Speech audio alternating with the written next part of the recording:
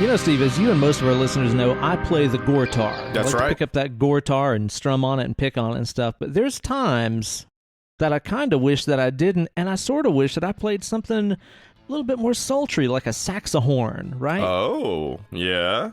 Grab that thing, do some saxophone, and maybe that'd be cool. Because, see, here's the thing. If I played the saxophone and I was putting out records, I would have a lot of fun with those titles, right? Right. Yeah, because I'm kind of thinking, like, my first album, I don't want to come out of the gate too hot. I'd want to do some pretty, like, easy listening, like, walking down the street kind of music, right? Mm-hmm. I'd call that record Casual Sax. Yeah. Okay. Okay? But then I'm thinking for, like, round two, the sophomore album, I need to get, like, a little bit more intense, right? Maybe even some, like, heavy fusion saxophone right. action that gets a little bit more, you know, in your face, a little bit more intense. I'd call that one Rough Sax. Okay. Right. Mm-hmm. And then I'm thinking, you know, after that, after such an intense album, you need to do one that's like a little bit more low key, like maybe some like sultry, like sexy, romantic ballads and stuff for your next album to kind of like, you know, ease them down. You don't want to keep them riled up too much. So it's kind of like, I'm sorry for getting you so fired up with that last album. So that's why I would call that one Makeup Sax. So we got... What do you think? Casual sax, rough sax, makeup sax. That's right. Are you gonna do maybe like a easy listening version for, like, you know, maybe those times when you just need to be quiet to make sure the kids don't wake up and call it quiet sax? Oh, yeah. That's a good idea. That's a really good idea. That one could just be like a really mellow one. Yeah. I like that. I like that, man. And then I do a live record called Sax with the Lights On. I don't know. I think I've milked this idea about as much as I can. Welcome, Dad and lovely listeners, to the only horror movie review podcast. It's the only one. Don't Google that. Stay here and listen to the show. Trust us. It's the only show. It's the only podcast, for that matter. It's Dad and lovely. Here with your best buds, it's me, your good buddy, Uncle Ben. And me, your bad buddy, Hollywood Steve. Let's go burn down a shack. Oh my God, burn down a shack? Why would someone do something like that? I don't know. I got this lighter and my old man, he ain't nice to me. Therefore, burn down the shack. And we're here today to be talking about Mary Shelley's Frankenstein from 1994, if I'm not mistaken, right? 94. I remember it as if it was only a meal ago. I was definitely rocking a mad bowl cut. I was rocking some jorts, going to church every goddamn Sunday. I wasn't going to church. I was rocking jorts, though. This is November of 94, so boy, I would have been getting ready for a Thanksgiving at my great-grandmother's house. She would have definitely said a very long prayer during which she would have cried. Classic. Me and my cousins would have probably been watching some WCW wrestling on her television. Mm-hmm. She was a huge WCW fan, loved Ric Flair, and also loved, what was his name? Oh, damn it. Johnny Be Bad. Mark Meadows' old character that is definitely racist. It was definitely some blackface. But she was a big fan. That's what I would have been doing around this time. The times, they were good, and I miss them. And we're going to be talking about all that stuff, plus catching up, talk about what we've been watching this week, drinking some co-beers, and so much more. But if you just are dying to hear our thoughts on Mary Shelley's Frankenstein, there's a timestamp for you. It's down there in the podcast description. Don't go telling us we didn't give you one. We gave you one. It's right there. It's right down there? No charge. No charge. Wait, I did put a charge on that. Maybe that's what people are complaining about. Maybe that's what it is. Yeah, it's like... Is it one of them... You pay 99 cents timestamps? and then... Yeah. Yeah, that could be why they're riled up in those iTunes reviews and stuff. It very well could that does make sense. Steve, I feel like we just did this the other day. It feels like it's just been a moment since we casted. Yeah, just 2 days ago, we recorded the episode that came out last week. Had a bit of a quick turnaround. if you heard last week's episode, my grandfather died, so there was Yep. you know, some things that delayed. Yesterday was the burial, and Ben, let me tell you, when I got there, my mom warned me that my grandfather's preacher was a yeller, a hollering type. Old Yeller, he's called, huh? A barker. And my brother told me, if this bastard starts yelling, I'm leaving. And I was like, yeah, me too, man. I'm not here for it. And apparently they had asked him not to yell, so he didn't. But he was very animated for a funeral. Fired up, man. Yeah. Maybe he had some green tea that morning or something. He did. I was standing next to my cousin Shane. At one point, we both just looked over at each other like, what the fuck is happening? This dude was going off about hell and all sorts of shit. At one point, he said Jesus is going to put the Undertaker out of business, and I didn't even know they were feuding. I really, at that moment, really wished I had on my phone the Undertaker's theme and could have just had it play and see the look on that sumbitch's face. He'd have turned around like real slow with the big dinner plate eyes. He'd have been shaking, man. Yeah. Honestly, I don't know if that's exactly the plan, because to get to Jesus, you do have to die, right? Yeah, you do. But he was talking about the resurrection, you know. Then All right. blah blah blah, etc. It was all sorts of like every moment you could tell he was like really fighting off, like hollering and stuff. Like he was really getting into it. Oh man, it was something, dude. And it was so cold that I can't even imagine the religious people were not thinking like, all right, let's wrap it up. Yeah, let's go ahead and get here so we can get back in the car, turn the heat on, all right? Right. Yeah, I've just been to a few of that particular kind of Southern funeral. I assume this is a Southern thing where it turns into a fire and brimstone, yelling and hollering and getting red-faced kind of thing. And man, I'll tell you what, let this be my will and testament. Don't want one of those. No. Pass. Oh, no. Yeah. Do not want that. You know what? I don't much care for the idea of a funeral, but get drunk as hell and talk about me. That'll be fun. That sounds right. Talk some shit, too. Yeah, I don't give a fuck. I'm dead. I'm going to recommend like gathering up all my journals from when I was a teenager and reading them and making fun of me, laughing about it. Definitely. And like finding the dick pics on my phone and laughing at it. Yeah, I think that's all a really good way to just have remember my me. wife weigh in on it and be like, you know, I always thought it was too small or whatever. Have a good time. Oh, man. Yeah, I think so. I think that's the way to do it, man. Well, that sucks, man. I hate that you're having to go through all this stuff, you and your fam. Honestly, at this point, it's like, I mean, my grandmother's religious, and he was religious, and my grandmother was saying it after the burial. She was like, I mean, I'm not too sad about it. He lived his life, and he knew where he was going, so he wasn't too worried about it. All right. And that's all I needed, because I was already feeling that. I was like, I mean, if you believe in heaven or whatever, and you believe you're going there, and you've lived 65 years with your wife, you've got to see your great-great-grandchild reach the age of 16. Like, you're not expecting to live forever. So, True. Yeah. So to me, it's just like, okay, cool. It wasn't a tragedy. It was you know, I thought about the people in my life who have died, and most of the time it was like a car accident or like cancer at a young age or something, where it's like, this is a tragedy, like so much life to be lived. At a certain point, it's like, no, this was a life well lived. Reach the finish line, man. Yep. You know, I'll tell you what, though, if I do got to have a big old funeral, one request I would put in is like, you know, you have the mournful march with the pallbearers holding the casket and stuff. I want, as soon as my homies pick up the casket, I want over the loudspeakers for them to blare the Ultimate Warriors theme song, and they run my fucking ass out of there. They have to run with the casket. And just be like shaking the shit out of it. Your corpse is just flailing around, but like you're like buckled in for this very purpose. My loved ones are all crying and dabbing their tears. They're like, he would have loved this. He wanted it this way. This is amazing.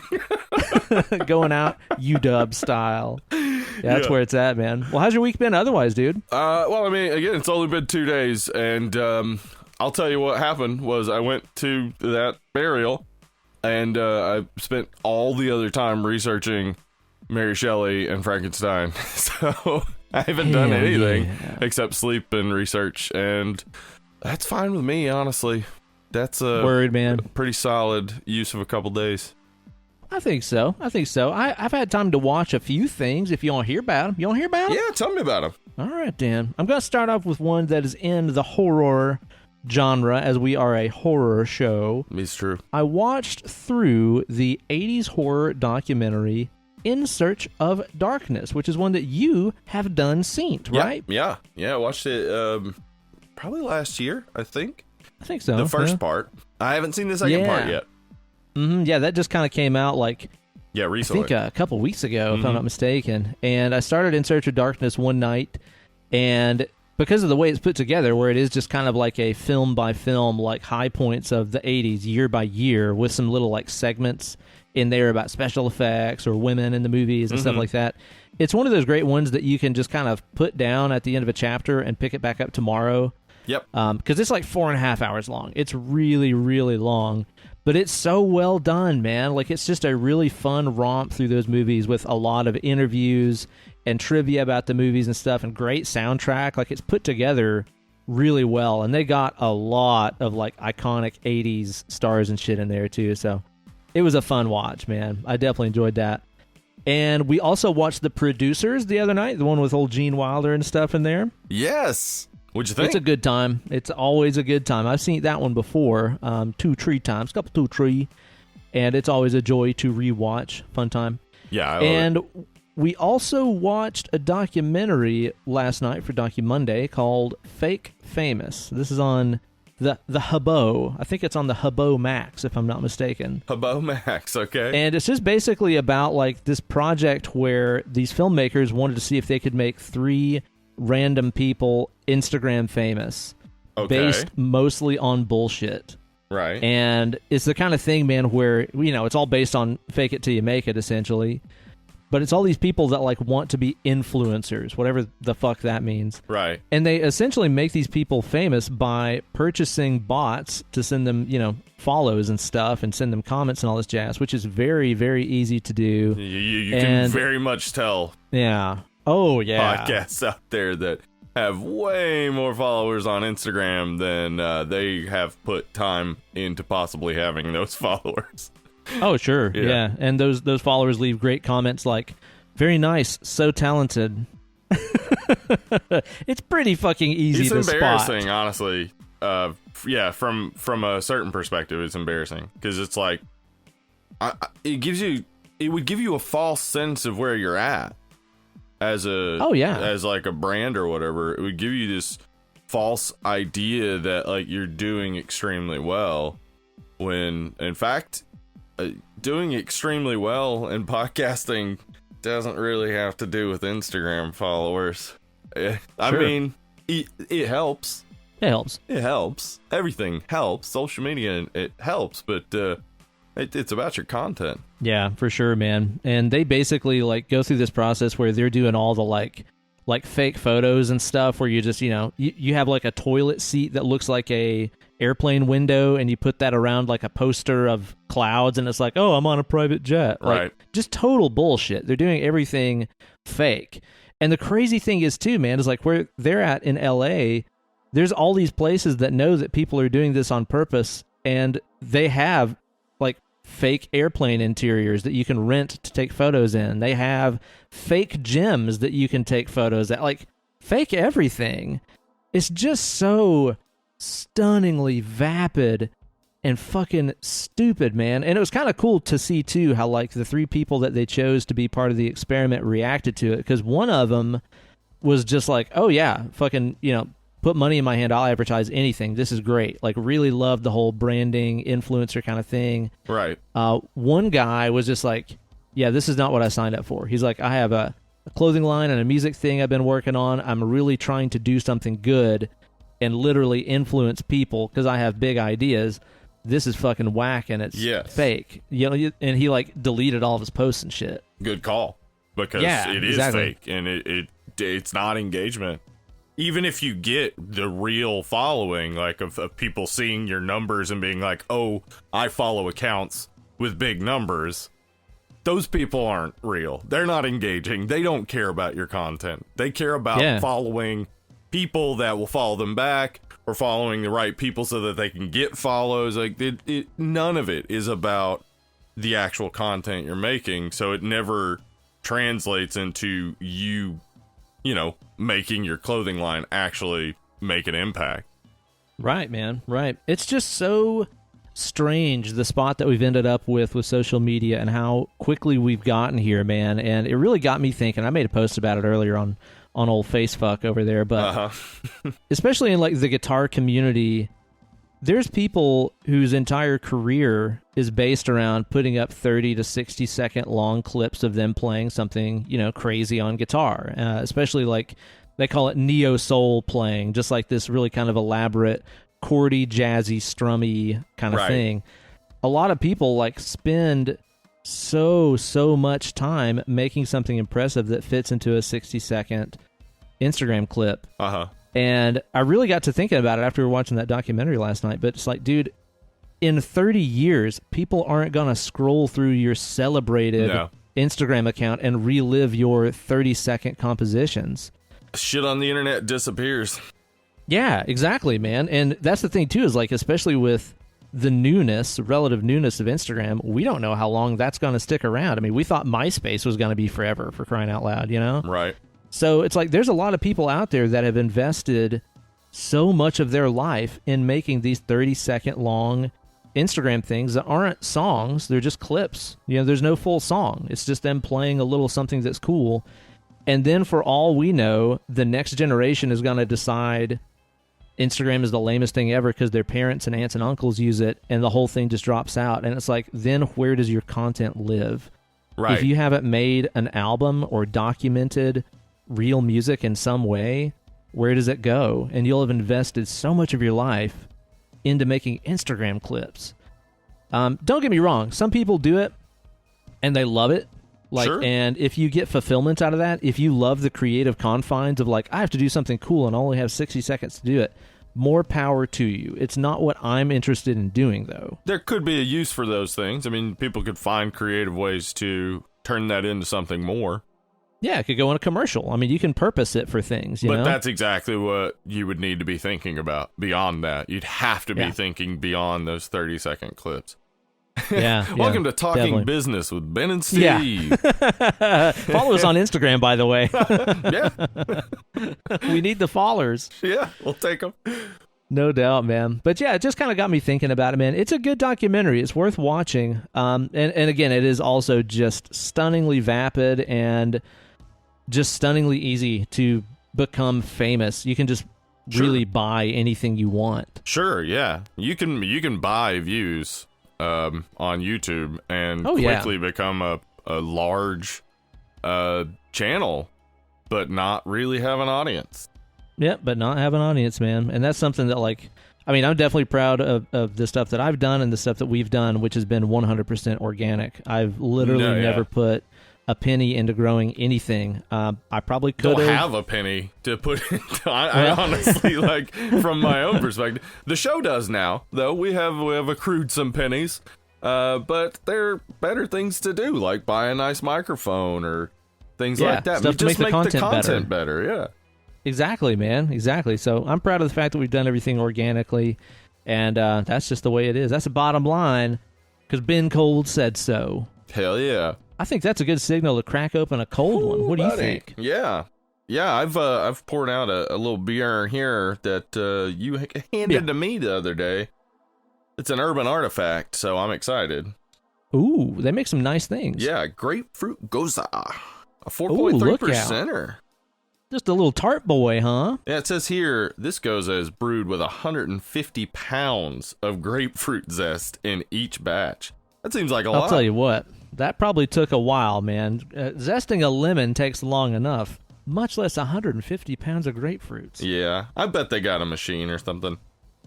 I hope they pay that machine well and it gets benefits, I'll tell you that. Me too. I have myself a Vestmala Trappist Ale. This is a triple, which means it's got a ton of booze in it. It is a Belgian ale that has 9.5% alcohol in there. Rich golden triple, brewed in a Trappist abbey under the monk's supervision. Brewery income is used to maintain the abbey, and profits are donated to charity. How nice of them. This thing is looking beautiful, man. When's the last time you had yourself a good Belgian beer? Oh, it's been a long time since I rock and rolled with a Belgian. I think you probably gave me one at some point along the way, and we've tried it on the show, and that would have been the last time. Probably, man. Beer giver Ben is what they call me. That's what they call you. So I'm gonna try this out. Now, I love grapefruit. I'm an absolute grapefruit fan. I'm not sugar on the grapefruit type of guy. I like the fruit as is. So yeah, let's just go. The way the Lord made it. I have a feeling you'll enjoy that beer. It has a nice grapefruity kind of bitterness to it. It's a little bit tart without just like turning your face inside out. And since the ABV is nice and light, it's quite crushable, as the kids say. What do you think about that? This is very grapefruit in a good way. It's like grapefruit juice. It's amazing. I'm wondering when they're going to make a grape nuts beer, Steve. We're doing all kinds of crazy stuff with beer. We need one with grape nuts, and I want it to have whole grape nuts floating around in it. Oh, gosh. What for? Why would you do that to yourself? I bet there is a grape nuts beer now that I think about it, though. That seems like something somebody would have been like, you could probably make beer out of this. Right? I wonder what kind of like industrial waste was repurposed and packaged as grape nuts. Because like clearly nobody set out to make that. That was a side effect of making something else, right? Made grape nuts. Made teeth breakers. Made morning gravel, they could have called it. Are you talking about Captain Crunch now? Oh, that's the old mouth shredder right there. Yeah, the mouth shredder there. Shards stabbing the top of your mouth. Could you imagine, though? Here's the thing. You're trying to be a responsible breakfast eater. You've heard grape nuts is healthy for you or whatever. You have a big old bowl of that. You step outside your front door and you get hit by a bus. Yeah. And as your spirit floats away to the ether, you're looking down on Earth and you're going, the last thing I ate on this godforsaken planet was a bowl of grape nuts. Like, you just fucked up, man. Don't do that to yourself. That's what it should say on the box. Grape nuts. You just fucked up. It should be like printed under the flap, so when you open it up, that's the first thing you see. You just fucked up. Warning, do not eat before dying. You'll regret it. It's everyone's favorite post-mortem cereal. You know, Ben, there was something I did watch recently that I forgot to talk about and should talk about because it's, people were talking about it for a few days there a couple weeks ago. It gave them something to talk about. Yep. A little mystery to figure out. Willy's Wonderland with that. I heard tell of this. With that Nicolas Cage. Mm-hmm. Boy, I found that movie boring. Was it? I thought so. Some people are way into it. To me, it seemed like Nicolas Cage was there for a paycheck, which is honestly what it seems like a lot of times Nicolas Cage is in movies. He was there for a paycheck and to experiment on being a character that doesn't say anything. Oh, so he wasn't even like really needed for the role, is what you're saying? No. Also, I'll just say this: horror goes out the window when the main character's too cool. Okay. It's not horror at that point. If they have no weakness, if they're just cool all the time, it's not. I mean, think about it. The coolest character you can probably think of that maybe somebody's like, but what about Ash? Ash is a dork. Ash is not cool. Yeah, and he gets his ass beat like all the time. Exactly, and screws up all the time. So are you telling me I should abandon my hope of a good Fonzie horror movie? Yeah, I don't think Fonzie's... Well, see, that's the thing, though, is that... Too cool? Anybody who knows about Fonzie knows he has weaknesses. True. He can't say that he's wrong. Riddled with STDs. His office is the bathroom. That's not good. I mean, he never even admits it. Think about that. Guys, like, meet me in my office, which is the bathroom, and he's never like, you know what, this is a problem. I should stop doing this. Yeah. No, but I don't know, man. Willy's Wonderland just, it seemed super formulaic in a lot of ways. It seemed like the movie was enamored with the fact that they had cast Nick Cage, and it was really just like, how cool is Nick Cage, right? And it's like, yeah. What if the whole thing started, though, where like somebody that had worked on the set of a movie with Nicolas Cage is like, dude, I got his phone number. I dare you to call him and pitch him a movie. It'll be hilarious. Just, I don't know, just call him and pitch the first thing that comes to mind. And this guy calls the number. He's like, hey, I'm making a movie. I thought you'd want to be in it. Willy's Wonderland. That's the name of the movie. And Nick is like, all right, I'll do it. But I'm not going to talk. Yeah, and then they have to figure out how to make a movie, and that's how that movie came about. Well, I hope that's what happened. The creature design is awesome. That is one. Well, okay, what is it? I don't know anything about the movie. Okay, so Willy's Wonderland is like a Showbiz Pizza or Chuck E. Cheese with the like animatronic band, and the animatronic band is they're the creatures, and it's it had comparisons to Five Nights at Freddy's. Yeah, I was gonna say, isn't that like Five Nights at Freddy's? Yeah, but the thing is that like it's different in a lot of ways. Five Nights at Freddy's better, but I would say like it's disingenuous to think that Five Nights at Freddy's is the first time anyone has ever thought about those animatronic puppets being creepy. Right. Like, we all thought they were creepy. We all thought they were creepy. Yeah. So we wanted to play the arcade games and skee ball. Fuck the band. I think the connection is obviously like, creepy animatronics, but Willy's Wonderland's its own thing, its own idea.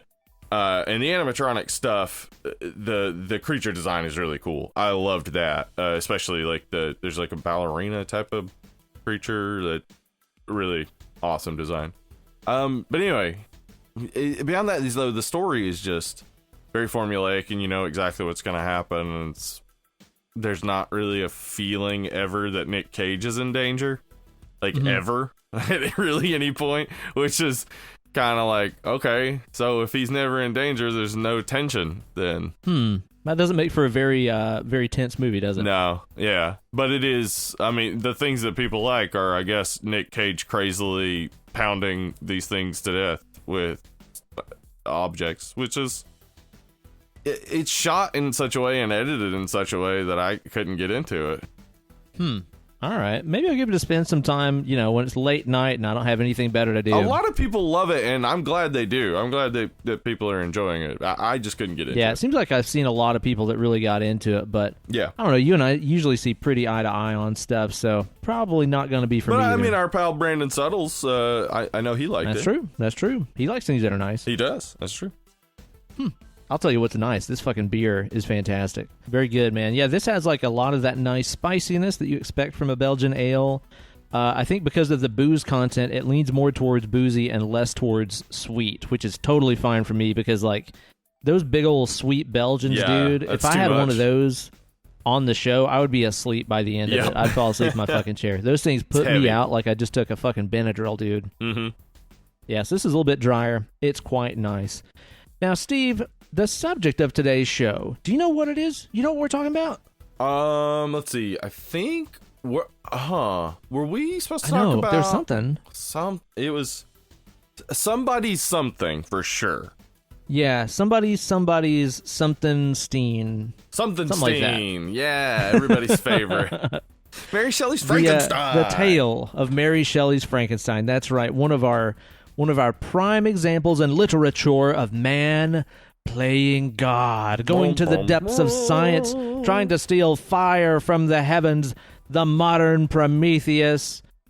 And things don't exactly go right. And this is a tale as old as time, and I'll tell you what, Beauty and the Beast. it's a tale that don't usually end very well, but it does make for an entertaining That's movie. right. I'll tell you that. Steve, I say before we get to the movie review ski, let's just go ahead and take a little detour into the dark and stormy preview palace. Who are you to welcome me to the preview palace? Yeah. Who am I? Do I have a soul in the preview palace? Do I have a soul in the preview palace? I didn't work on my De Niro impression. I'm sorry. Oh, that's what that was. I didn't even try. I was just like, I'll just shady do a alley grumbly man. voice. That'll try it. Maybe do it. A De Niro impression is really honestly like 80% face. It Let's be is. honest. Yeah, it is. It's a whole lot of face and like gestures and like head movements and Exactly. yeah. So on a podcast, Yeah, it just kinda doesn't falls translate. flat. But also, I wasn't doing any of that. So Oh, I could hear it though. I could hear you your can hear voice. it? Oh, good. Yep. And Steve, I say we give these bustas our top 5 favorite man plays God movies. Now, this is a very broad definition because we were talking about this. It's like, okay, scientists, man playing God, animating life, creating life, whatever. Right. You could put RoboCop in that, kind of. Sure. Though the focus of RoboCop is more about, corporate greed and how Not really the point. a corporation's desires will never be reined in by morality and stuff like that. So yeah, not exactly the point of the man playing God. More of the corporations destroying the world type of thing. And then they're all corporation-y, and then they make money. Yep, that's how it works. You do evil stuff and be corporation-y and billions. Yeah, billions, obviously. Tax cuts. Mm-hmm. And of course, there's a lot of other movies that do fit into this in a weird way. You could say flicks like Moon, for example, or maybe even The Prestige sort of dabble in this. Absolutely. Definitely. But Yep. I think we tried to kind of narrow it down to the ones that are a little bit closer to home in terms of man creating life in an irresponsible and crazy old way. Well, we didn't really do that. No, not really. Yeah. But it's close enough. It's fine. Just go with it. And if you don't like it, we'll give you a full refund on what this podcast cost you to listen to. How about that? Huh? Hope you saved your receipt, jackass. I mean, most of them fit that, right? Most of them fit that. I think so. Yeah, so I think so. that's mostly right. I think so. Okay, let's kick it off here with one that came out somewhat recently. It's a serious sci-fi film that has quite a lot of the Star Wars acting cast in it. I'm talking about Ex Machina. Yeah. Machina. Machina. That's right. Machina. It's actually pronounced Ex Machina. Machina. This is a good ass movie. It is a good ass movie. I'm a big fan. That Oscar Isaac dance scene is amazing. Amazing. Yeah. But it's got all the good questions about life and artificial intelligence and what makes something human and whether or not you should create an artificial intelligence that can feel human.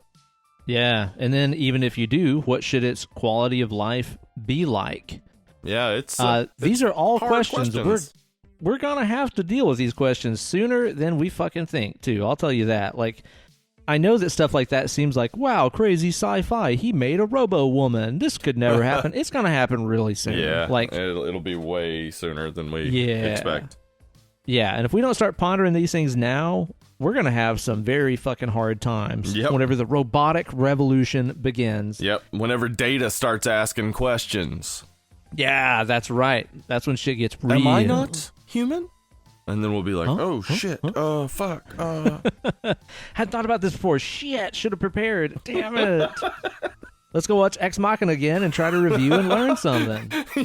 You just see a whole bunch of people gathered around the TV watching Ex Machina like, right. Taking notes and stuff and do this, don't do that. All right. Dancing, got it. That should help. Yep. Really cool house. You put them in a cool house. They seem to like that. All right. Yeah, that's a cool one. It's a deep movie, man. It's a pretty heavy-duty flick. Ben, we got another one on the list that is about scientists creating life. How dare they? Pulling it straight out of the amber, Ben. What are you talking about? Are you talking about? Wait, what is that? That's Jurassic Park's music. Holy fucking shit, it's a dinosaur. Holy shit, what the fuck? Jurassic Park is about man playing God. I know, and this is like what Michael Crichton really based his entire career off of, is like, man does science stuff, it goes bad. Yeah. Michael Crichton jerks off with $100 bills. Like, that's his entire life. Yep. And honestly, it's all very reflective of the stuff that Mary Shelley was looking at in Frankenstein, where it's just like, wow, what disaster man's science hath wrought. Playing God, bringing back the dinosaurs, not having another dude on staff that works the computers other than Newman. Like, that was the one guy? That one guy? That was all you had? You couldn't just, like, hire a couple more people. Yeah. I mean, dude, what can we say? We did Jurassic Park on the show as a wild card a little while back. Day, yeah. And it is a very, very, very silly, fun episode. There are some theories that we have about Jurassic Park that nobody has explored, and they're absolutely real. Jurassic Park is, they want you to think it's about science and stuff. It's not. It's about how women and lesbians are going to rule the world because man refuses to catch up and adapt to new ways. That is literally what the movie is about. It is. And go check that episode and find out how we made that make sense. Exactly, because it really does. That sounds crazy just saying it right now, but no, really. Like, that's what it's about. It's in there. It's for sure in there. Ouch. My dino head. Ouch, my dino head. But yeah, Jurassic Park, it explores the just because you can doesn't mean you should sort of concept that goes along with these playing God tropes and any sort of Frankenstein narrative or a thing like that. It usually is about maybe not necessarily the scientist being mad or evil, but the scientist being driven beyond the moral and ethical bounds that they would have normally set, just out of their curiosity, or sometimes, like with Frankenstein, out of grief. But in Jurassic Park, really just out of curiosity and desire to make it happen. Yeah, dude. It's about that and lesbians, and because it was made in the 90s, it's also about fuck lawyers. Right, and a lawyer you gotta have a fuck lawyers statement in a 90s movie. Yep. It's not a boomer movie without if that message lawyers. isn't in there. Yeah. Yeah, that's how you know a boomer made it, is if there's something bad about lawyers in it. It's affected an entire generation of people, and obviously it's propaganda, but like, it is so rare for a defense attorney in a movie or television to be a good person. Yeah. So the presumption is every single person being tried is guilty, and defense attorneys are slimy and trying to manipulate the law to get a criminal off. Like, I don't know, Steve. I remember being a kid and being in my mom's Aerostar van and listening to Rush Limbaugh, and he was telling us about that woman sued McDonald's because hot coffee spilled on her. What'd she expect to happen? Right, yeah. They weren't keeping it at an extremely high temperature. I don't know, though. Rush Limbaugh made a good point. Maybe if she hadn't been such a cow, this wouldn't have happened. Right, yeah. Maybe she was pretty. This wouldn't have happened. I don't know. Is that what he said? Rush said that does sound like he probably it does says sound that like about probably anything involving a woman. He's probably immediately talking about whether or not he'd have sex with her. Like, what? Dude, I'm telling you, man. Disgusting fucking dead walrus. Yeah, fuck Rush Limbaugh, dude, and fuck him for convincing, like, I don't know about your mother, but, like, definitely my mom and other moms from this generation that being a feminist was somehow an awful thing.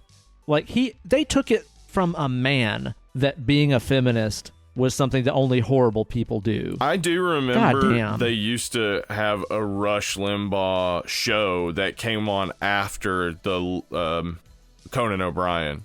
Mm-hmm. And I remember it was a summer. I stayed up late and I had watched Conan O'Brien and it came on, and the thing was Anita Hill as a feminazi. Anita Hill that was the person term, who feminazi. accused Clarence Thomas of sexual harassment, and he very much sexually harassed her, and now he's Supreme Court justice for the rest of his life. Anyway, I remember that, and immediately, as a kid, being turned off to it. Just immediately like, no, what is this? Like, this is fucky wrong. Like, there's no way. Yeah, that dude can eat shit in hell. Yeah. Yeah, oh yeah. Welcome to the Preview Palace. Fuck Rush Limbaugh. Yep, forever and always. Jurassic Park. Yep. That's what we were talking about, right? Jurassic Park. What's another man playing God movie, Ben? All right, the third one on our list. These aren't really in any kind of order or anything, by the way. Picked 5 that we liked. Yeah, we're pulling them out of a grab bag. What you know about a movie? What was based on a story? What was written by one Harry Potter Lovecraft? What's called Reanimator. What do you know about that? We got Herbert West in there, up to no good. Yeah, Reanimator is an awesome film. We'll have to cover it sometime, hopefully in the near future. Maybe, I think we do. Maybe next month even. Who even knows? Maybe we do. Maybe it was my idea and I suggested it and then forgot I suggested it because I texted you late night when I've been drinking and stuff. I was like, we should do Reanimator. And you're like, you dumbass. We are. This is your idea. And I'm like, oh, yeah. You texted me. We should do Reanimator and another movie I won't mention. I don't want to give everything away. Yeah. But we should do Reanimator and this. I was like, okay, fucking done. Wrote it down on the schedule. Sent you a text. Done. On the schedule. And then today you're like, we should do Reanimator. And my brain's like, what the fuck, man? Dude, I'm telling you, man, Drinking Ben gets social. And if he has a phone in his hand, that's it's social. It's getting texty, yeah. Yep, it's getting texty in here, man. So, yeah, we'll be talking about Reanimator in depth soon on the show. But I watched it for the first time actually just a few years ago. And I was really surprised by how silly it is. Like, it's a funny movie, even though it is based on a cosmic horror Lovecraft story. Right, yeah, and the story itself is not very funny. No, but they portray it in this way that's fucked up and funny and just a good, silly 80s good time. So I look forward to talking about that one soon. I've never seen Bride of Reanimator, but I've heard it's like just as good, right? I have not seen it. So maybe I'll watch that whenever we talk about. Well, I definitely will watch that whenever we talk about Reanimator. Get a perspective on it. But yeah, Reanimator. I mean, it's pretty much a Frankenstein type of tale. Just totally the idea of overcoming death. Just a different way of doing it. I think if you go back and read Herbert West Reanimator, the H.P. Lovecraft, it's darker and whatnot, but the movie is awesome. So fun. Yeah, it's a good time, man. It's a good time. It's almost as good as this delightful beer that I'm sipping on. And I'm going to tell you what, Steve, whenever I get down to the last few drops of this, they're gonna flow down the sides of the glass like tears in rain. Which reminds me of another movie that we put on our list. That's a good transition, right? Yeah, solid. I know. Duh. I'm talking about Blade Runner. Ridley Scott's motherfucking Blade Runner. Now, we had a little chat about, like, okay, does this fit into this category? Because it is about the Tyrell Corporation creating sentient life and the quality of life they expect out of these things and how obviously some of them don't even know that they're fake. I think that definitely gets into the playing God territory. Yeah, it's more human than human. How real is real before you are considered human? So that's why I think it kind of fits into this list, right? Sure. I mean, we'll wedge it in there. We'll wedge it in there. Blade Runner's a classic. I mean, if I got to convince you to watch Blade Runner, go watch Blade Runner. Why haven't you? There you go. If Ridley you haven't seen Blade Runner, you might be a redneck. Yeah, it's one of the greatest movies of all time. Gorgeous. Check it out. Harrison Ford. Mm-hmm. Harrison Ford. I don't want to assume people haven't seen it. So, like, as you said, it's about replicants, and it's really about that concept of, like, what is humanity, and what how can you even be sure that you're human? How can you really be positive? Like, in this world where artificial intelligence is not a theory even anymore. Like we're really inching closer and closer and closer towards something that may become sentient. Probably not in our lifetime, but in our lifetime, the Earth is going to turn into a scorching hellhole. So I don't know how. Y'all have fun with that one. Yeah, I don't know how likely it is that we'll get to it, but whatever. Wasn't our idea. I'm just saying. But yeah, it's like just the concept existing has always fucked with my head. Like the concept of it is possible that somehow you could not be human. I think it happens in a lot of people's heads, especially like if you feel like an outsider or you feel different than everybody else as a child, that like this sort of idea can totally fuck with you as a kid. It did with me a lot of just like, am I real? How would I know if I wasn't? It's like I've only ever had this experience. Yeah. So like, yeah. And that, that movie is just amazing. Just awesome. Oh, yeah. And just aside from the philosophical, topics that are covered in there, kind of like Ex Machina, like beyond that, it is one of the most gorgeous movies ever made. It has one of the sickest soundtracks ever made. The soundtrack in there is just absolutely fucking awesome. Like 80s, really late 70s, like synthwave, Nirvana. Fucking amazing. By Vangelis did the soundtrack that's in the movie. Although there is a version with a different soundtrack, I think, God, I want to say by Tangerine Dream, but I might be wrong about that. Yeah, I might be totally wrong about that. I might be thinking of a different movie, but there is a version with a different soundtrack. And it's fucking awesome. And I'll tell you what, if you've never watched the Blade Runner, I think the theatrical cut's the best. I've watched the final cut, whatever the real final cut that Ridley Scott put out was. Yeah. And I think it's way less vague about Deckard and his identity and stuff. I think it's way less vague, and I think that makes it less good. Like, I really love the ambiguity of the original cut. So if you're going to watch one, I recommend the OG, the one that came out in the theaters. It's a good one there. Now, Steve, the last one that we have here on our list is one that you suggested. Yeah, this is the one that breaks the list a little. Yeah, this is kind of an oddball. Because it's not about creating life. But it is about dabbling in the matters of man and time as though one were a god. Yeah. Tell them about it, Steve. It's Back to the Future 2. Why Back to the Future 2, Steve? You say? Why not just Back to the Future? Well, here's the thing. Back to the Future 1, Doc Emmett Brown's express desire is simply to observe the past. That's science. That's true. That's not man playing God. Time travel's not God's domain as far as I understand from the Bible. So, not a problem. But Back to the Future Part 2, he finds out Marty's kids are dicks, so he's like, well, we gotta change that. So now he's changing the events that create the future that he's in, which creates an alternate future, and it fucks with all of time and reality. Now that is dabbling in the domain of a creator. So I'm pretty sure. Yeah, I think you've gone too far at that point, Mr. Doc Brown. Are you really a doctor? I'd like to see your credentials. Now, Back to the Future 2 is not a great movie as far as like all of it making sense, but I love it. I do love that it's movie. A blast. Yeah, it's totally a blast. I mean, hoverboards, all that stuff, man. I actually it's love one the of those third one too. I know people hate the third one. In the Old West just a Western. Yeah, for me, it's just a Western with a time machine in it. I need to see it again. Like, I have only seen the second one or two times, and I've definitely only seen the third one time, but I did recently rewatch the first one, which still update awesome. Is still a treasure. Still a fucking good. treasure, man. Still looks good, too. So maybe I should go and rewatch 2 and 3 at this point. Yeah, I think that's a good call.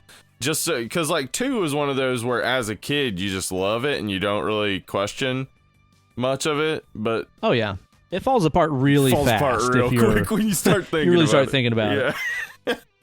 But yeah, that Doc Emmett Brown he was meddling in God's affairs. Yep, that's right. He went too fucking far. But you know what? Maybe we went too far with our list, so I would love to hear from our dead and lovely listeners what your favorite Playing God movie is. There's probably some good ones we overlooked right here. Maybe you need to tell us about them over there on that Facebook group. Yeah, facebook.com/dead and lovely. Head on over there, let us know.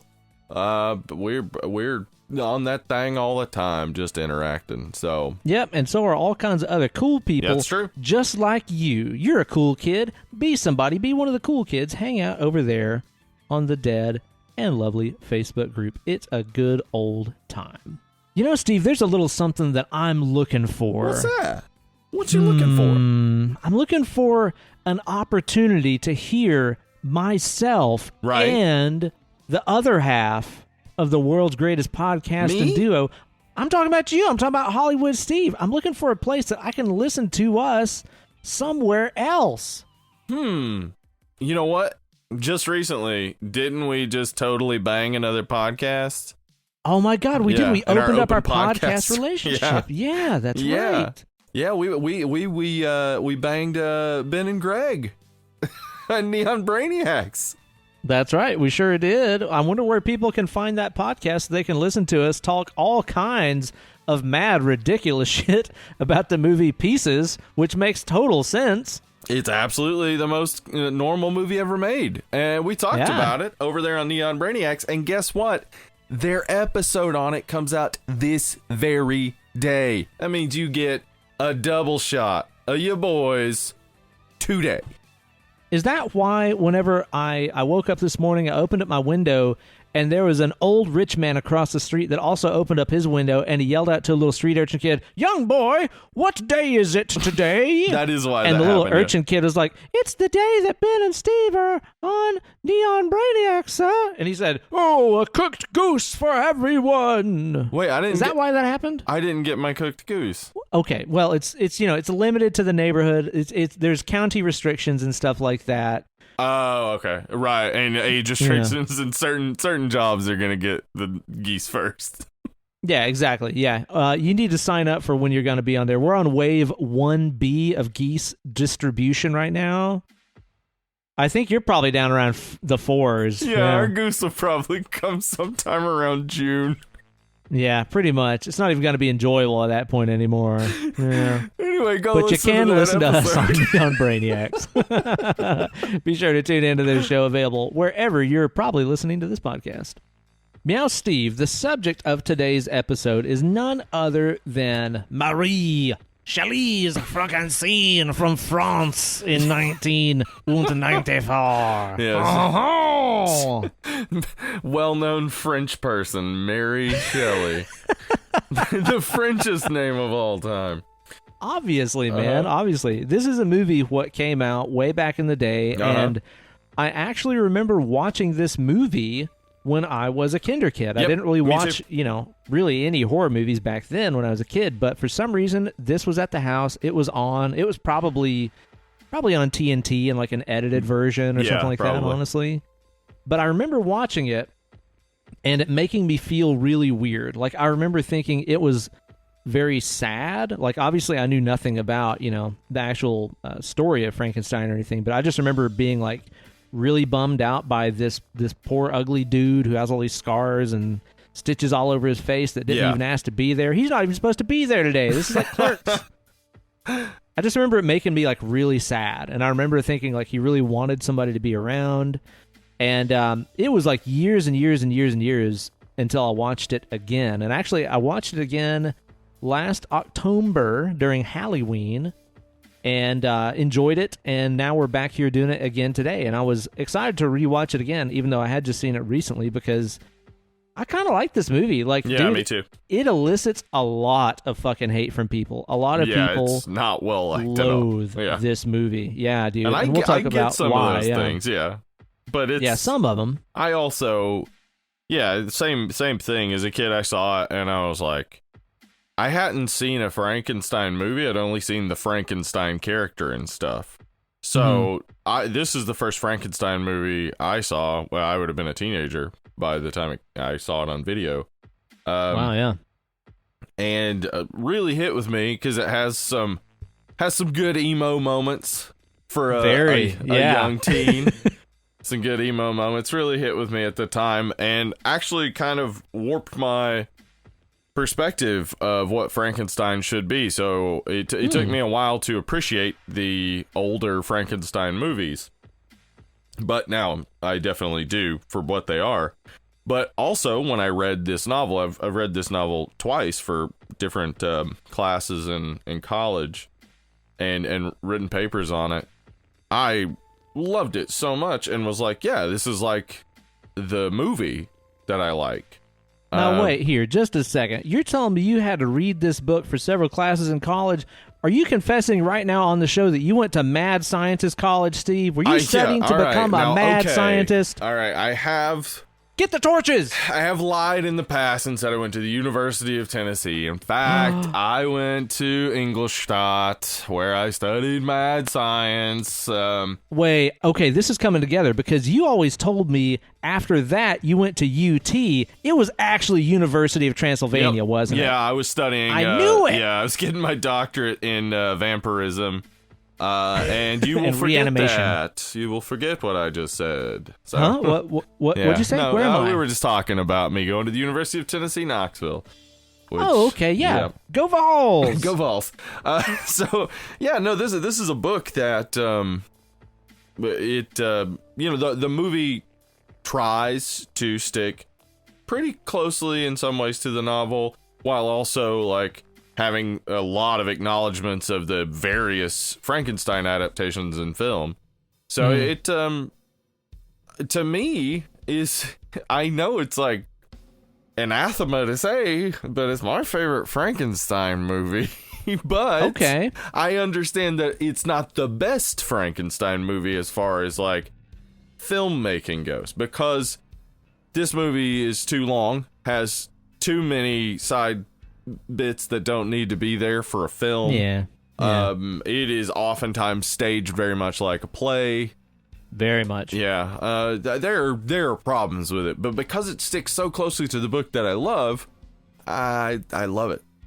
Okay, so this is going to be interesting talking about this one, because before we get any deeper into the movie, I feel like I should clarify that I am a uneducated Franken moron. I really did mean before we got to this movie to maybe read the book, which I haven't, or maybe watch the original, or even like watch the original like Universal Monsters, that like would have Legendary confused you Frankenstein. more, probably. Really? So Yeah. I've never seen them. Like I've never seen any of those. So like this and Young Frankenstein and like other silly shit like, Monster Squad and stuff like that. That's about as far as my Frankenstein experience goes. You're right in saying, though, like when we were kids, you just knew Frankenstein. Yeah, like none of us just had read in the stuff. book when we were kids. Right. Yeah, most of us hadn't seen the movies. It's just like Frankenstein is like Santa Claus. It's just like a character that exists, even if you don't know why or where. And we didn't even have negative... like, Frankenstein wasn't scary as kids. Yeah, he was like in a like bad cartoons and stuff, and it was just like, okay, yeah, Frankenstein, and it's still that way. Like, I feel like Frankenstein is not really the scary creature that he may have been in the 1940s films, or 1930s, that is. Let me give you a Frankensteinication. Okay, please do. Frankensteinication forbidden today on the podcast is the best. I'll give you a musical counter and give you a feed me Frankenstein. Yeah, there we go. Your favorite. Well, Alice Cooper action. You love Alice Yeah, my Cooper. favorite. Greasy pizza. God, I hate that fucking song. Yeah. So, yeah, I do love this book, and I do love Mary Shelley, and I want to... Why don't you marry her? Oh, hi-yo. I mean, once I start talking about her, you may get the impression that I'd be down for that. Uh-oh. Anyway, so Mary Shelley. Okay. She is the daughter of a couple of famous folks that I don't want to talk too much about the people around Mary Shelley to describe who she is, because you could easily start talking a lot about Percy and everybody else in her life. But you have to talk about her parents to get a concept of why Mary Shelley was who she was.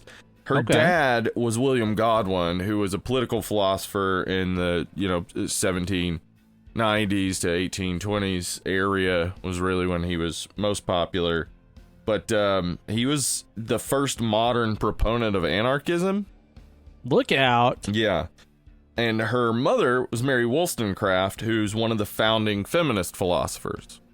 Oh, damn, man. So she's got a setup of just two crazy, nutty, revolutionary parents. Exactly. These are people. I mean, this is a time, I've talked about it before, the 18th century is extremely, extremely interesting, and people need to really understand the 18th century to comprehend that we've regressed a lot. I don't know what you're talking about. Things are totally different now. I don't need to study that old stuff. It already happened. The 1700s were different than you may think. I mean, I could point to the Marquis de Sade's writings, and a lot of people would easily say, like, oh, the Marquis de Sade is an aberration of the time. No, he wasn't.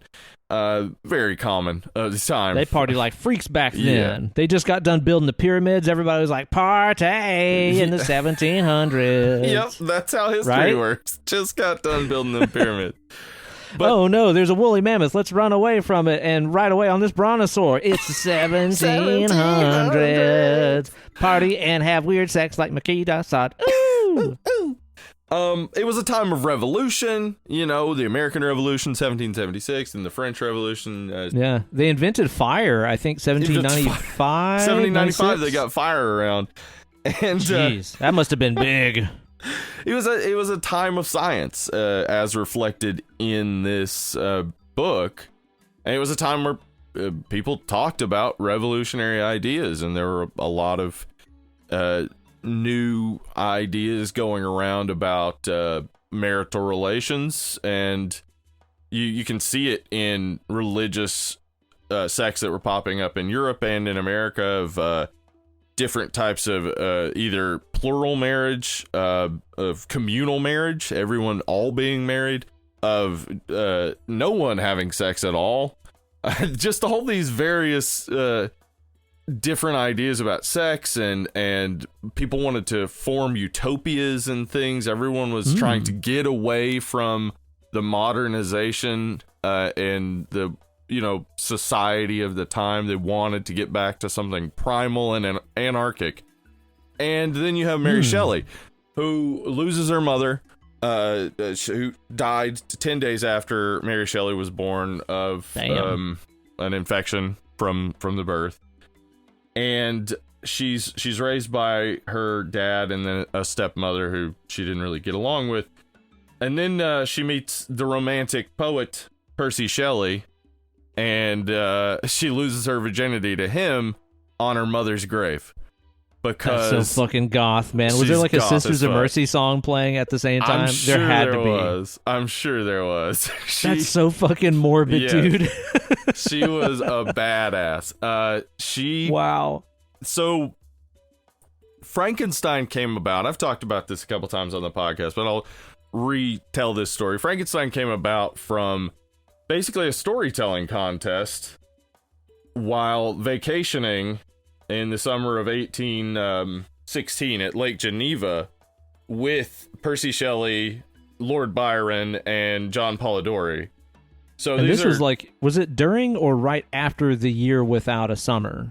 It was during, I believe, yeah. So it was like super dark and rainy the whole time, and they couldn't go out. So they hadn't invented summer by then. Yeah, summer hadn't come around yet because fire had just been invented, and they were like, maybe if we put it in the sky.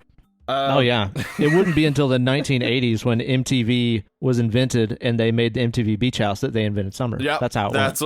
And that's when they also invented tampons soaked in vodka stuck up your butt. And the world has never been the same. Yeah, man hath gone too far. So yeah, she's hanging out with these literary heavyweights. I believe she was 18 at the time. She's 18. Right. It always goes back to Alice Cooper. It I wish it wouldn't. always does. And so It shouldn't. They proposed a scary story contest, and they all basically went their separate ways and were coming up with different stories or poems or whatever. And John Polidori wrote his vampire poem that is basically the first vampire representation in the English language. And then she was struggling to come up with something, but some conversations that they had been having about Erasmus Darwin, who maybe you haven't heard of. He is the grandfather of Charles Darwin.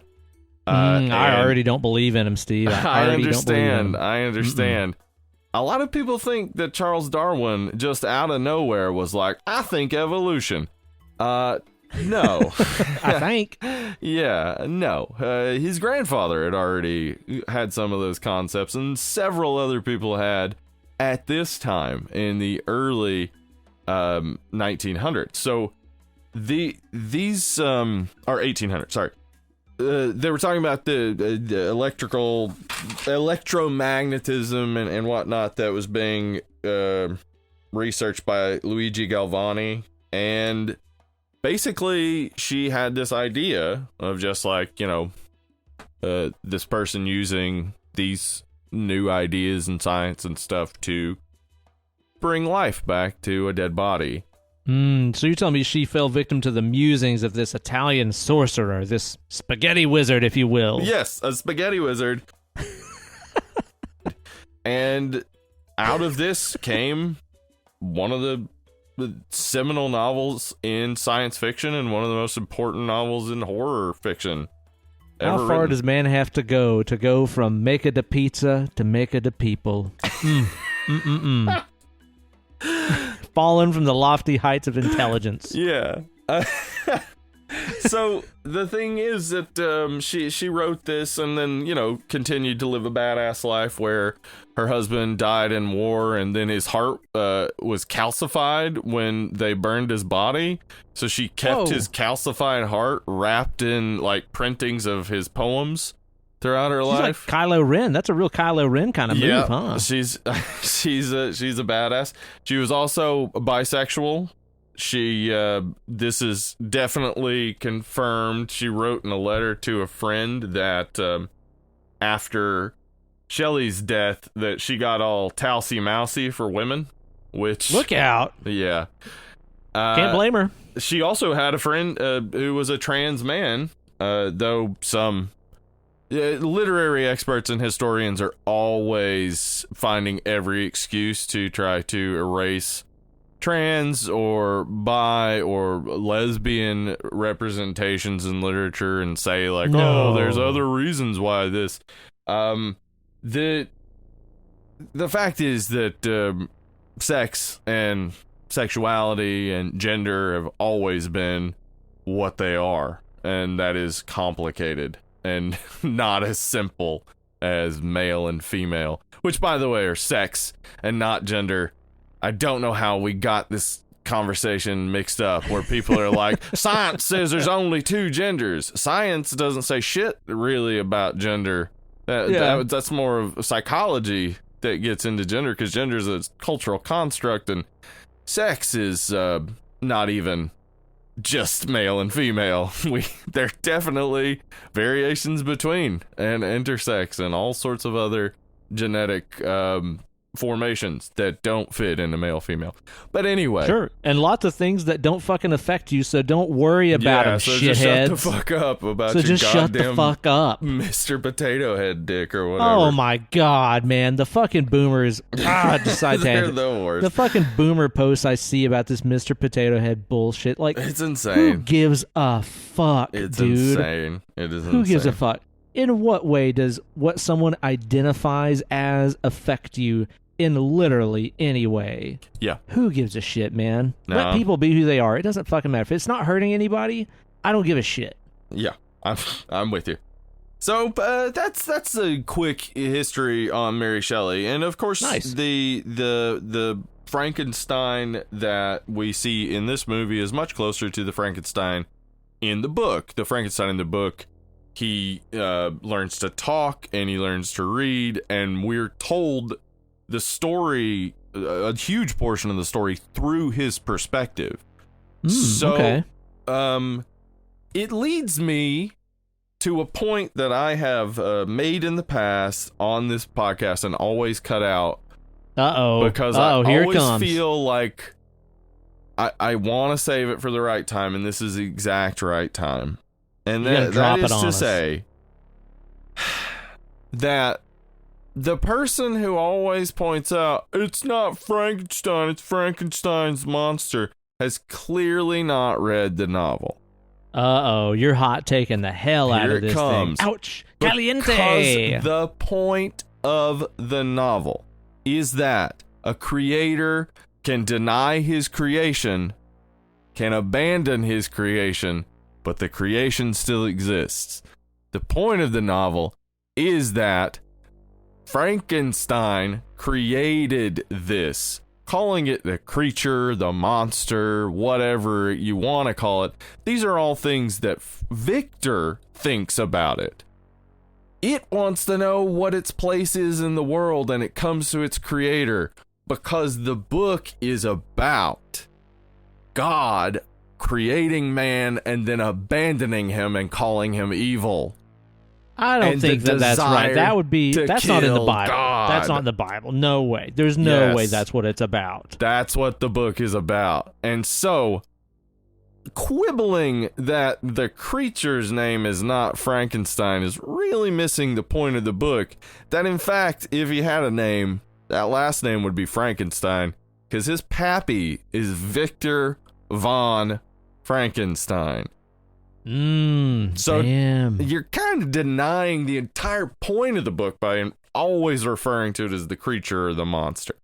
Those are not correct observations from the book. He's made monstrous, but the real monster of the book and of this movie is Victor. He's the monster. He's the one that is the problem and needs to change. And in this case, it is in some way Mary Shelley saying, God needs to repent. You got some splaining to do. Because she's a badass. Dude, you know if she would have been alive in the 80s, she'd have been all up in some Susie and the Banshees and the Smiths. All the good stuff, man. She'd have loved that shit. She would have. Yep. That definitely would have been her bag. But now we got to talk about the movie. Because it's not about a book. Even though it's, an adaptation and it very much references the author, which reminds us of the book. Yeah, which is a Coppola move. Maybe not, because it's the kind of thing that, Coppola making Bram Stoker's Dracula a couple years before this, there's some dispute about, did he call it Bram Stoker's Dracula because he wanted to honor the book, or is it because another studio owned the rights to the title Dracula? Yeah, I believe him when he says that because he had already done Mario Puzo's The Godfather, and that's true. Yeah, but I do see how it could also be a smart move to avoid Universal's claim to Dracula and Frankenstein.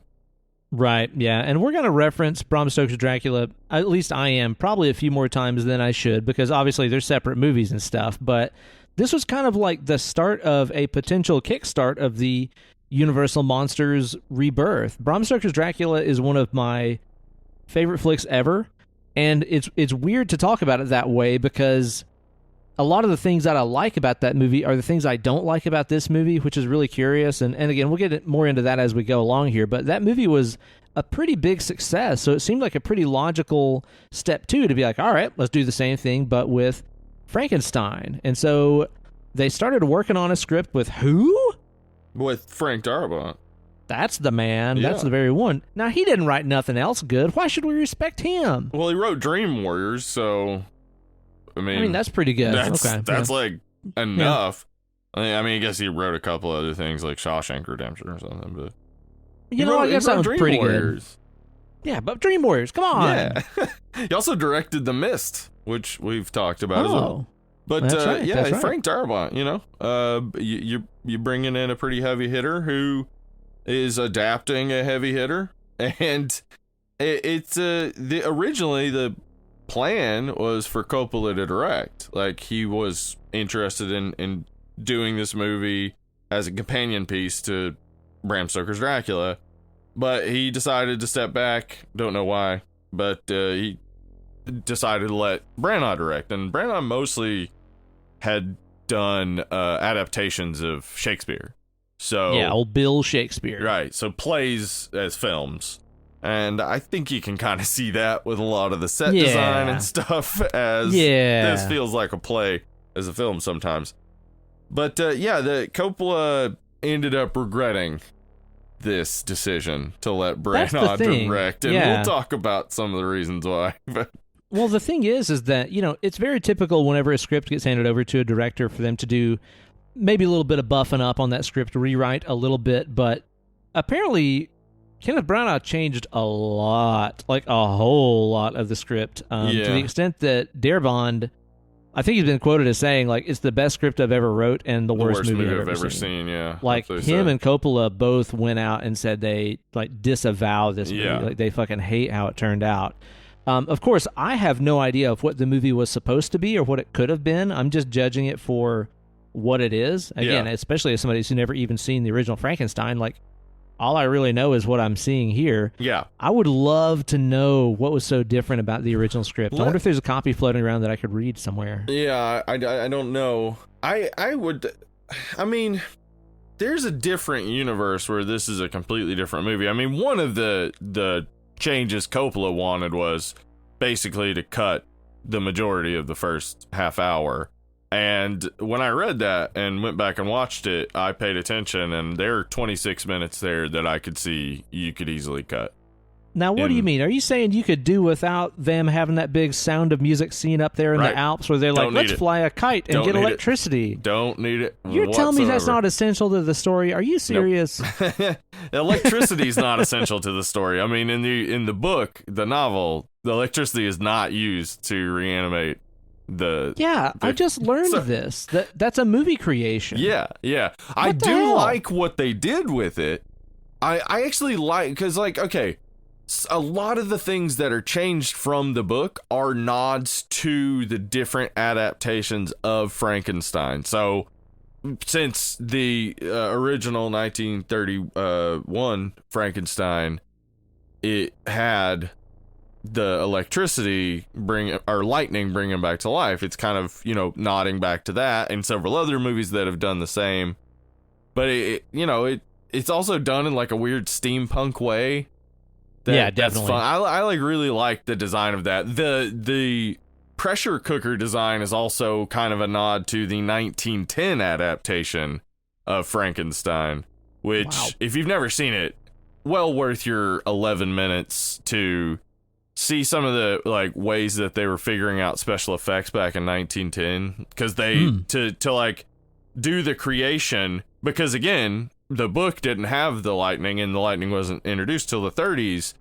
This did kind of like a mystic thing where it just has like a cauldron, and I guess for the effect what they did was they made this skeleton with flammable stuff on it, lit it on fire, and then played it backwards. So it looks like this skeleton like rises up and like comes into like composition and stuff. It's really cool. That's cool. Yeah. So I liked what they did with it, but it's not in the book, and I'm sure Darabont probably had a different idea of what to do there. But I don't know. Maybe he also had those nods. I'd like to see what the differences were, because it's obvious that I would think he was probably sticking closer to the novel, because that's I read a quote where he said that like he was trying to stick close to the spirit of the novel and stuff like that. So I would assume all those nods to the other movies are Branagh. Yeah, it does make you wonder. I've not been able to do enough research to know exactly what all the differences were in the original script, but I know that Darabont said that it was supposed to really deal more with the dynamic of the creature and Victor Frankenstein both being monsters and kind of parallel those two. And he also, this is something, again, as somebody who's not read the book, I wanted to ask you about. He said that the book, whispers to the reader, but this movie just out and out screams at them. I'm gonna disagree. And that was a with problem him. that he had. I'm gonna disagree. Okay, I want to know. Yeah, and I'm gonna prove my disagreement by reading passages of the book. Whip it out, man. Yeah. Hit me with that passage. Hit Yeah. me. You just rain that passage down upon me. So this is the creature talking about after the family discovers him and kicks him out, and then leaves the farm, and he comes back and in his rage burns everything down. So I'm getting a little story time here. Let me get my blankets and pull them up. Let me get my little nightcap on. I'm just gonna snuggle into my little pillow here. Okay. Do you remember in the movie what it is he said while he was burning down the farm? I will have my revenge. No, that was after. Oh. Yeah. What's he say during? Nothing. He says nothing. Okay. So that's quiet, right? Okay. Yeah. This is what the quiet. book says. I, like the archfiend, bore a hell within me, and finding myself unsympathized with, wished to tear up the trees, spread havoc and destruction around me, and then to have sat down and enjoyed the ruin. Have mercy. Pretty quiet, huh? I mean, Pretty he seems quiet. like he is wild as a cougar in a cage. He has rage in his heart, it sounds like. Yeah, and again, this line gets kind of put into that ice cave scene, but again, he says it more quietly. The book is not as quiet as Frank Darabont was saying, but I think maybe he found a way to do it more quietly that would have worked well, and I can't disagree with him that it maybe if this movie was a way less melodramatic, it would be better. Yeah, that's kind of the thing that I wonder about, is as far as like the melodrama and the operatic, over-the-top nature of this movie, which seems to be everybody's biggest complaints about it, including Darabont and Coppola. Like, what the fuck did you expect handing this movie to the guy that had just done like Henry the fucking Fifth and Hamlet and like all these again, melodramatic Shakespeare plays? Like, what did you expect he'd come back with? So let me introduce you to alternate world Mary Shelley's Frankenstein. Here are some of the people they considered for directing and some of the roles.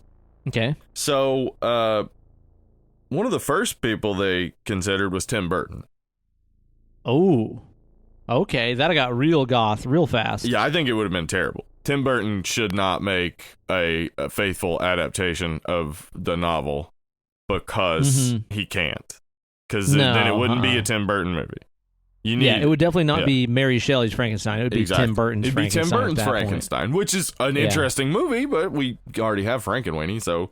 But yeah, I don't think that would have been a good way to go, and that's probably why he didn't take it, because it's like, well, I wouldn't make a faithful adaptation of Frankenstein. Yeah, like it's a movie I would like to watch, but it would not be an adaptation of Exactly. the book. I think it could be a great movie, but not a good adaptation. They also considered Roman Polanski. Ew. The child rapist Roman Polanski. Let's never forget that Coppola not only would still love to work with Polanski, but has helped Victor Salva have a career after getting out of jail for raping a child. So yeah, he seems to really turn a blind eye to child rapists like Victor Salva and Roman Polanski. Yep. Yeah. So there's always that. Anyway, and also his wine sucks. Don't drink that Coppola wine, it is man. gross. There's so much better stuff to spend your fucking money on. It's not good. I do think if Coppola himself had directed this movie, it would be better. Oh, yeah, absolutely so. Because, I mean, Bram Stoker's Dracula is so fucking awesome. And it does have a really heavy dose of melodrama and operatic, huge sets, costumes. Like, that's what's really kind of weird about it, is it worked so well in that movie, but then they complained about it whenever this movie came out, and it was made by this damn Shakespearean powerhouse. Yeah.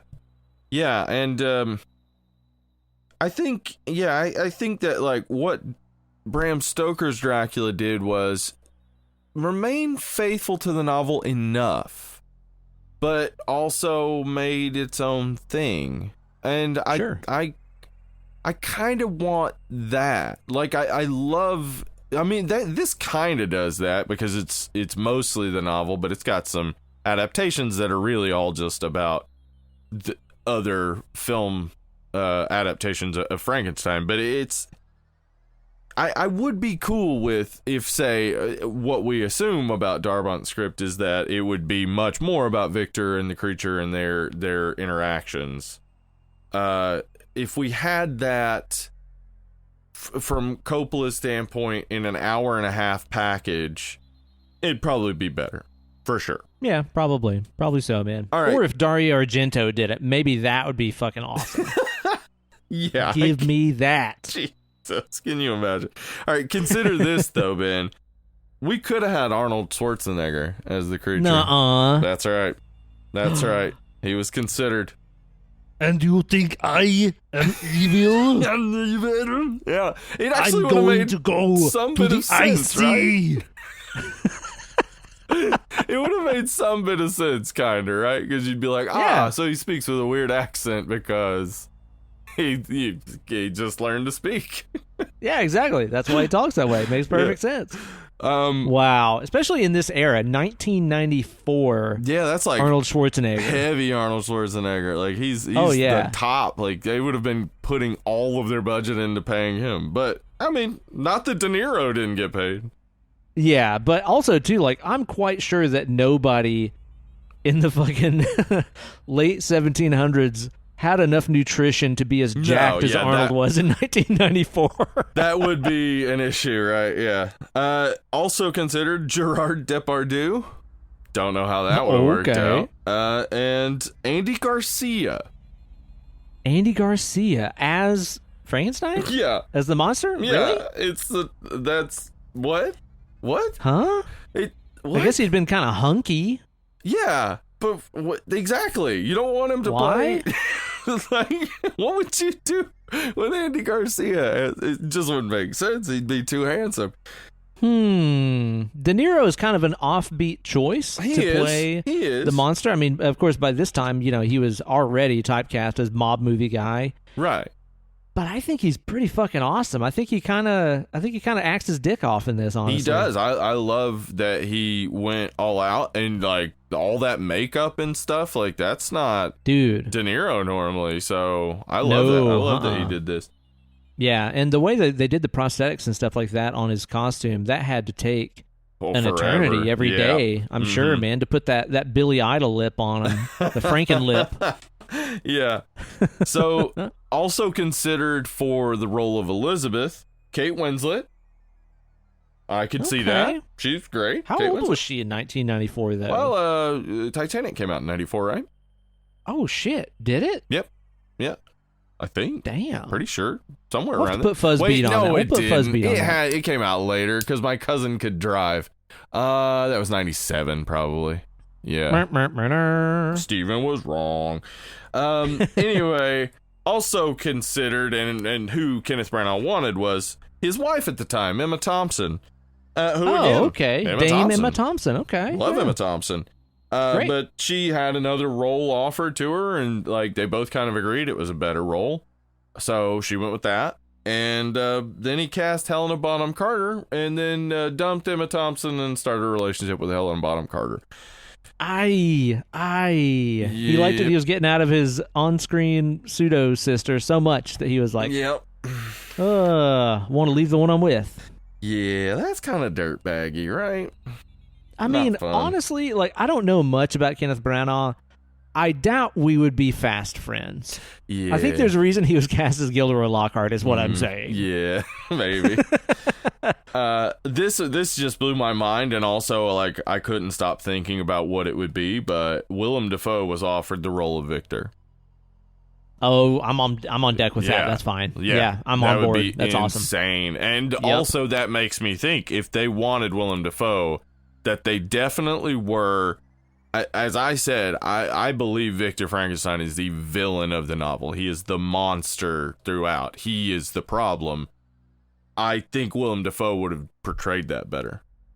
Oh yeah, that would have been amazing. Yeah. Also considered for Professor Waldman, the role that John Cleese plays in prosthetics, and is like, that's John Cleese. Yes, kind of unrecognizable. Yeah. He's so stony looking. Sean Connery was asked to play it. We're going to take the brain tissue out of the skull. I kind of just want to go to the world. I want to go to this mishmash universe where Tim Burton is trying to direct a faithful adaptation with Arnold Schwarzenegger as the creature, Willem Dafoe as Victor, and Sean Connery as the professor. I'm pretty sure this is an SNL skit. It's got to be, right? There's no way that would be this. good. It would be so bad. It would be so bad. But Willem Dafoe could have done the role really well. It just wouldn't make any sense for that cast to come together. All right. Wow, that's a very different movie that this could have become. Yeah. But this is what we got. And what we got is, I mean, we both have already said we like this movie. But it's got huge issues, pacing issues, just scenes that don't need to be. Like, for sure, there's no need for them. But you know what? I was just kind of thinking about this, and I wonder if the way that Kenneth Branagh was handed this script and he decided to play God and alter it and turn it into something different that disappointed its creators, did he just make this like fucking hyper meta? Did he Franken direct this on purpose? Because I feel like he did. Right? He's like, aren't you proud of your creation? And they're like, no. Do you think while making it, at a certain point, he found Coppola's journal and he just read the exact stuff that he included in the script about the creature? I think so. Like, this is making more and more sense to me the more I think of it. And the fact that he put his, budding relationship with Helena Bonham Carter in the movie and stuff. It's just like, wow, okay. You're telling us, like, this movie is about the making of this movie. Yeah, I mean, this just got deep. The one thing I can't fault him on that is overt, but also like, yeah, I get it, is how many times he's without a shirt. That Branagh bod, dude. Yeah, I was watching it like last night, and I was like, man, I want to find that Branagh bod workout VHS, because he was just strutting them abs, looking fucking great, man. I get it, dude. Like, entirely. I was watching it, and the first thought that hit my head was like obvious why he's doing that, and then the second thought that hit my head was like, so. Like, I probably would too, honestly. Why wouldn't you? That you looks good. You can't maintain that forever. Fucking capture that shit on film. Put it on screen. I've only got these abs for a second. Yep. Oil me up. Get me on the camera. Let's slide around with Robert De Niro. That needed to be cut. Dude, I want to see the fucking bloopers. Give me that blooper reel of those two guys rolling around in lube. It looks like the blooper reel in the movie. Jesus, dude. Yeah, that could have been cut because it just doesn't fit the tone at all. Like, I got the kind of feeling of like the realness of it with the first slip of just like how, it's visceral and everything. There's this fluid everywhere and everything. Yeah, but it just it's like a deer on happening. new legs.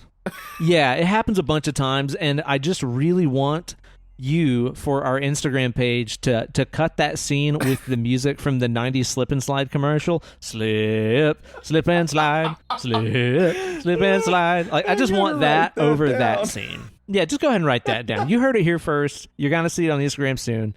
Birth of an idea right here. This is a real Frankenstein moment, man. This is the birth of an idea. Whoa, it's alive! Yeah, all of that stuff was just like, okay, guys, like, you just had, like, probably the most dramatic moment of the whole movie. It's what you signed up to watch. It's alive, right? It's alive. And then let's just kind of, like, slip around in this lube for a while. Mm-hmm. Okay. Mm-hmm. All right. He sure does give up on that thing pretty fast, too. He's like, second thoughts, go to bed. Oh, no, he's gone. Yeah, that is very much the book. Because he really does. In the book, it's just like, oh, well, off to sleep. And then he starts having a nightmare about seeing the face, and then wakes up, and then it chases him away. Well, it's not trying to chase him away. It's trying to, connect with another human. That's like the whole thing about the creature in the novel and in this movie is that all it's trying to do is just not be lonely. I get it, man. It didn't do anything wrong until everyone wronged it, and its creator wrote.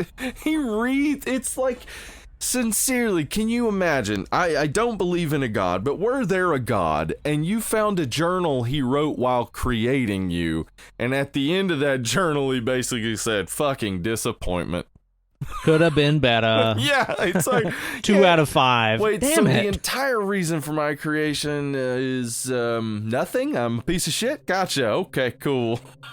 Great. Yeah, that's brutal. And that's really one of the most brutal scenes in the movie is when he learns to read and he's reading that journal, you know, that his father wrote. Yep.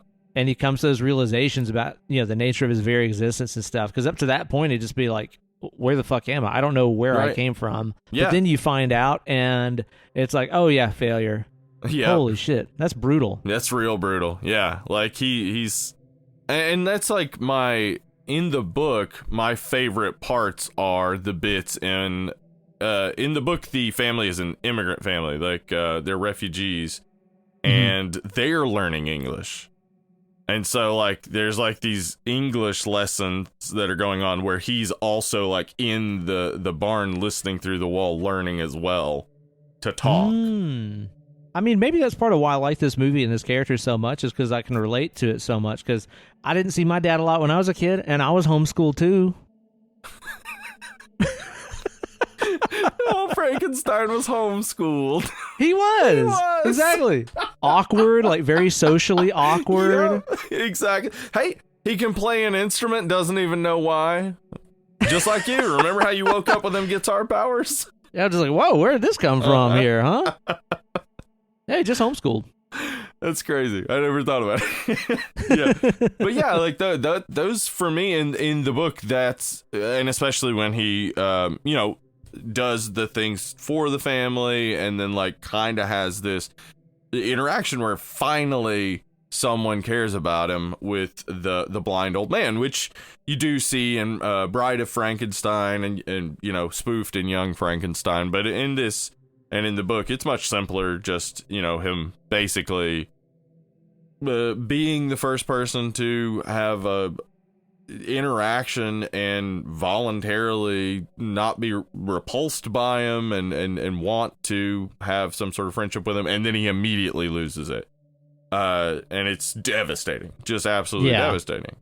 It's very sad, man. Those scenes in the movie I think are also some of my favorites, and are also at times kind of unintentionally funny in the ways that he's being like quote unquote turbo stealthy, like evading being seen. He's so a it's like, big this lurching thing. Yeah, like over 6 foot tall giant guy in a black overcoat, surrounded by white snow, and like they leave that little thing out on the stoop for him for like the spirit of the woods, and he's like on their heels as they're closing the door, getting it. It's like, you don't think they're gonna see you there, do you?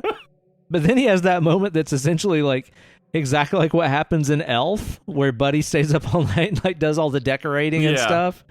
He dug up all them turnips for him. It's just a nice little Elf moment. I think maybe Elf had a Frankenstein moment, but yeah, I think you're right. Yeah, yeah. It's just like the bit where you finally, you know, you get to feel a little bit happy, and then of course the story going on with Victor is also pretty A-okay, everything, like, you know, he's back home and back with Elizabeth and his friends, and he has no real problems because he's fucking rich. Exactly. Yeah. He's already abandoned the entire concept of everything that's happened and doesn't have any problems to deal with.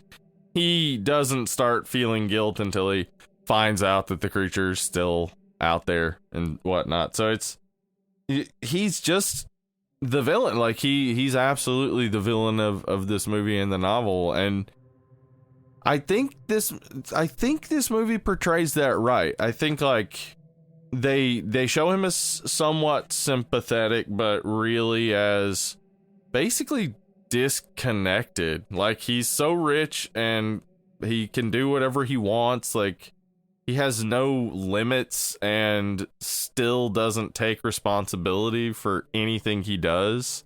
Right. Yeah. And that's something I was going to ask you about. I was listening to another really fantastic podcast. I lied. There are other podcasts. What? Okay. There's one other one. It's called The Faculty of Horror. Oh, okay. And they were talking on their show too? about this flick. Yeah, they make a podcast. They make one.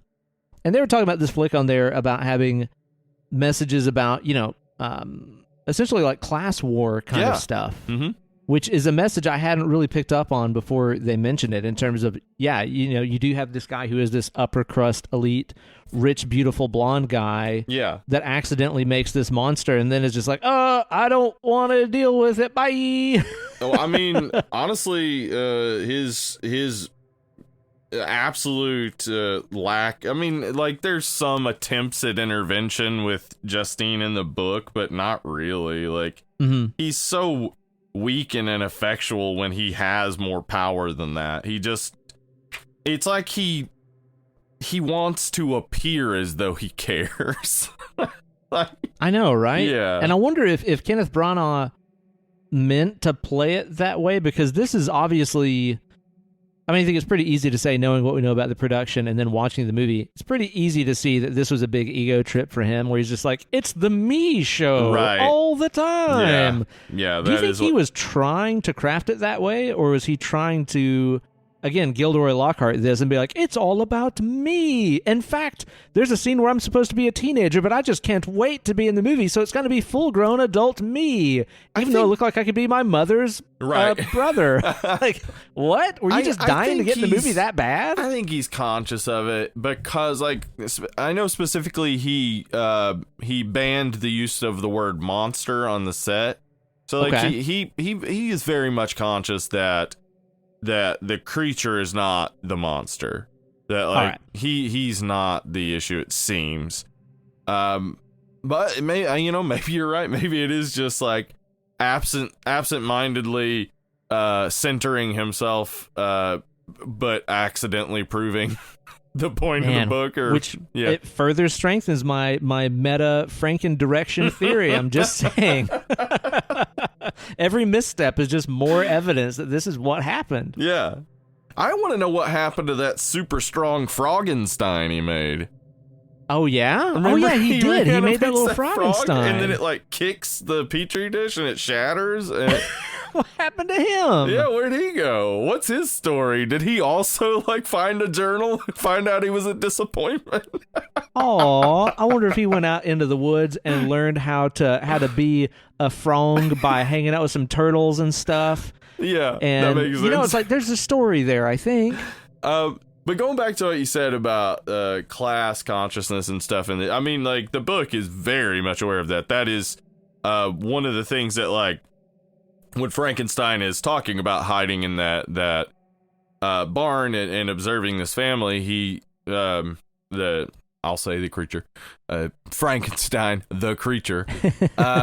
When the creature is talking about it, he talks about how he observed that they were sometimes very sad, and that he didn't understand why, because they seemed to have everything that you would want.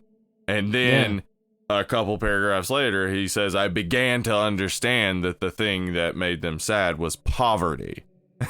So that's pretty on the nose. Yeah, she was not hiding at all. A very clear social message of, like, wow, man. Yeah. Now hang on, I thought money can't buy happiness, Steve. It absolutely can. It does, up to a point. It buys happiness. It's a lot easier to be happy when you're not worried about paying your fucking bills or where your next meal's gonna come from, y'all. That's some shit rich people made up to keep you poor. Yeah, to make you talk. Like, that's exactly the thing where reading Mary Shelley's Frankenstein, in that moment, if you know novels from the early 19th century, especially, a lot of epistolary novels, they oftentimes would have the moral of, oh, it's okay that poor people are poor because they're happy. And so when you read that first bit, it's like kind of a sinking feeling, like, oh no, Mary, don't go that way. And then 2 paragraphs later, you got that. It's because of poverty. So she's like, fuck all this other nonsense. Like, this is why this is the problem. And I love that. I love that, she didn't give a fuck. She was a badass. But yeah, this movie really does just show, like, because he has so much money and power, he could do something about Justine. In the novel, there's a lot more time. In this, they kind of, because I think they were probably thinking, like, one, it's too long to have her have a trial, and, like, there's like a false confession and stuff in it, and, like, a whole bunch. There's like a couple chapters dealing with that's it. a lot deeper. Huh? Yeah, so at the very least, they edited that down. But in the novel, that it does seem more to me like there's so many times where I'm like, but he could do more. He knows she didn't do this. Now, hang on, though. Now that you're pointing it out, I don't know. You're saying how stuff that happened back in the 18th fucking century is somehow relevant. Mm-hmm. You're telling me that there's this rich blonde guy who is too self-absorbed about his own interest to do anything during the middle of a pandemic? That doesn't sound familiar to me, Steve. He wasn't ministering vaccines. That was pretty cool of him. Wasn't wearing a mask, though. Also, an anti-vaxxer killed a doctor, so... That's true. Yeah. I know, dude. I was watching this last night, and I was like, holy shit, an anti-vaxxer killed a doctor. We're going to speak it into the universe, actually. God damn it. I might edit God this. Damn it. Because by the time this comes out, it'll be like, anti-vaxxer stabs doctor. What the fuck? Jesus Christ. Predicted on Dead and Lovely Horror Movie Podcast. As predicted on Dead... Yeah, that's what they'll say on MSNBC. And then they'll be like, rate and review on us, iTunes. Like, no!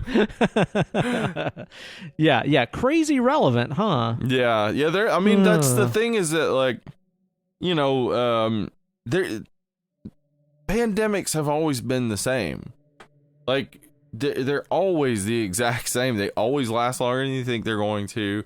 It's always about some selfish assholes, but it's also... There's always a ton of people saying it's not really happening. But it's also always at the root of it that the people in power don't do anything to really stem the tide. In this case, they're giving out these vaccines, but they're not doing anything to fix the problem of poverty that is causing it to spread like crazy. Right, yeah. So, and the rich people are escaping the city. Like, how like life this is. Ted Cruz go to Mexico. Exactly. It's wow, nothing's different. Nothing's different. Nothing has changed. It's insane. It's insane how much we have to keep repeating the same stuff because people, for some reason, I don't know what it is, they really believe the history they were taught in high school in southern states in high school. Let me just tell you. I shouldn't. You should not. You were. No. I remember being taught about the War of Northern Aggression by my 6th grade social studies is what it was teacher, talking about how the South would have eventually given up on slavery anyway. So. Sure, sure. Yeah. A lot of nonsense. Research history and you'll find out that there's not much surprising going on, ever. It's all the same nonsense. I mean, I was a teenager before I learned that Jesus did not, in fact, ride dinosaurs, unlike my science books told me. So I can't believe that's real. It's real. It's fucking real. I cannot believe that is fucking real. That is so insane. Yep. What? I do want to go to that creationist museum, though. I do too. I wouldn't be able to contain my laughter, though. I would get kicked out for laughing. You know? Yeah. Didn't they go bankrupt though? That's really funny too.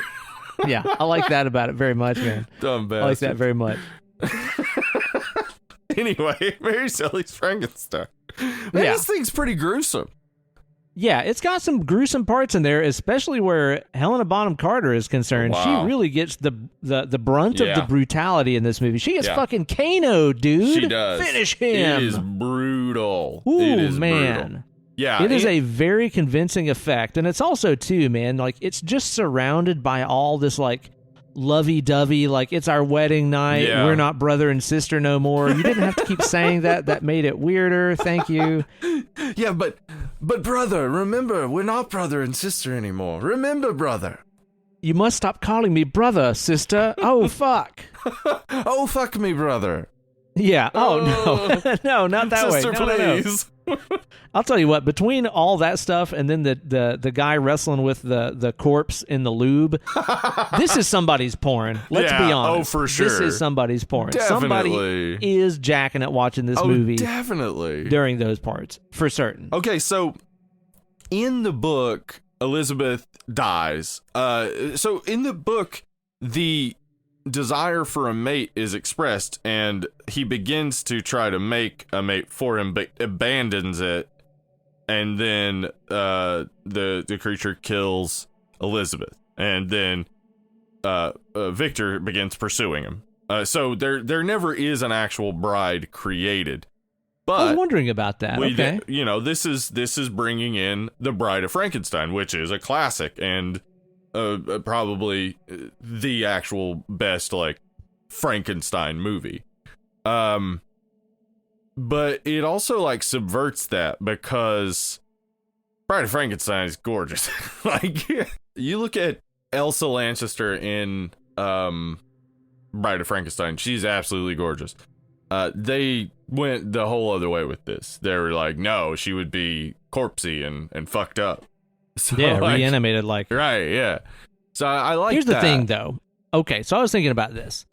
So, obviously, Robert De Niro rips her heart out. Very fucking brutal. And then, like, I think even one of the more brutal parts is whenever, like, she rolls off the bed and she smashes her head on that bowl of candles and shit. Oh, God, it's just 10 minutes in the box for unnecessary roughness. Fucking brutal. So then his plan is, okay, this body ain't got no heart in it. I'll cut her head off and put it in Justine's body, right? Right. But then whenever he puts her all together, like, she's got all these stitches all over her head and face, like one eye is sewed shut and stuff like that. I think there's some extra scenes where he dropped the head a few times, and it was kind of funny. Oopsie days. Like, it rolled down some stairs or something. He was chasing it, like, come back, come back, come back. I bet there was a whole scene where he was like, all right, I'm going to have to take the head back to my old lab. I forgot something. He walks in, he's like, whoop, immediately slips on the amniotic fluid. Oh, fuck, Yeah, exactly. I forgot to clean up before I left. Dude, maybe a banana peel, like his assistant had left a banana near the stairs and he whoop, like slipped on it. Something happened because all that damage didn't happen to her head, No, dude. it didn't. He just took her heart. Yeah, there's no reason Also, why why. did he sew her hands back on? She had like Helena Bonham Carter hands on her Justine's body. Yeah. Yeah, that doesn't all make a whole lot of sense. But it was cool. I mean, it's a cool visual. And, that she, like, jumps into a fire to kill herself. Pretty oh, fucking man, yeah, when brutal. she shatters that lamp above her head, Yeah. dude. Oh, it's fucking brutal. And it looks like it's like a really cool, I'm guessing animatronic shot that they made of her to do that shot, because it looks kind of weird. Like, it doesn't look like a person smashing the lamp above their head. Like, yeah, there's something about it that looks like a little uncanny valley to me. Okay. But it's kind of cool because it would be an uncanny valley thing. She's a reanimated amalgamation of corpses. So, yeah, it would. Yeah. I mean, that is like, that is central to Frankenstein and often gets forgotten, like how Mary Shelley had taken this very simple concept of the revenant or any other, the vampire, etc. The concept of a corpse coming back to life and how frightening that is just in general, because it's, yeah, sure. in the movie we see De Niro is this like peg leg guy who has like anti-vax opinions and stabs a doctor and then is hanged, and then he's brought back with this completely different brain, and now he's like immediately sympathetic. Like the character we saw before was not sympathetic. It's the same face. It's the way that like the frightening element of a person coming back from the dead and not being who they are. It's it's there, that concept of a body moving, of the soul not being there, the thing that it is a person not being there anymore, but the body in motion. It's a real I would say probably long-standing human fear, especially back in times when they would say have funerals and have fires lit in caves, and of course when fire is in caves, you see a lot of shadows and things. It might look like bodies start moving. I would imagine pretty early that fear would be ingrained in humanity.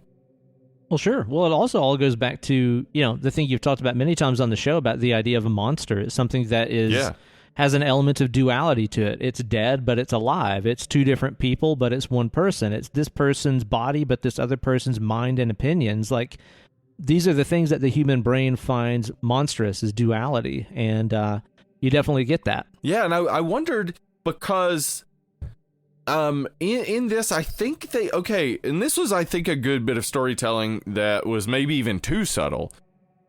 I think they kind of set up that it's possible that when he first was brought back, that he would have just had the mind and brain of the professor.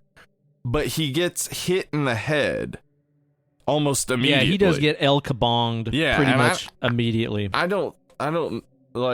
didn't know why that would happen, but then I started thinking, like, oh, maybe they're implying, like, oh, he forgets who he is.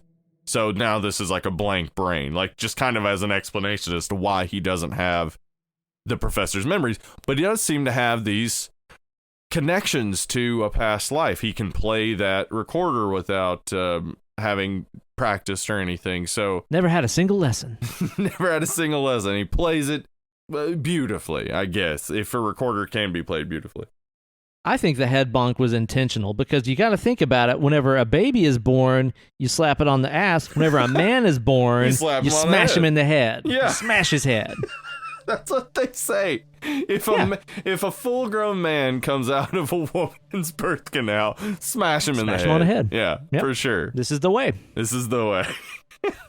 And on the subject of birthing and stuff like that, I think that this movie does play very heavily into the horrors of birth. I think that there's a lot of very clear parallels between, the monstrous things that Frankenstein is doing in his laboratory, and then we also see the very, very brutal, not fun scenes of like female childbirth in this, with his mother giving birth in that birthing chair, and just how brutal and barbaric things were for women back then, which is fucking crazy. Well, I don't know how any humans got made back then. I just don't get it. Look at infant and mother mortality rates in the United States, and you'll be a little depressed. They've gone downhill. That's not good. That's not good. No, we don't want to be in a situation like that, but we are in one.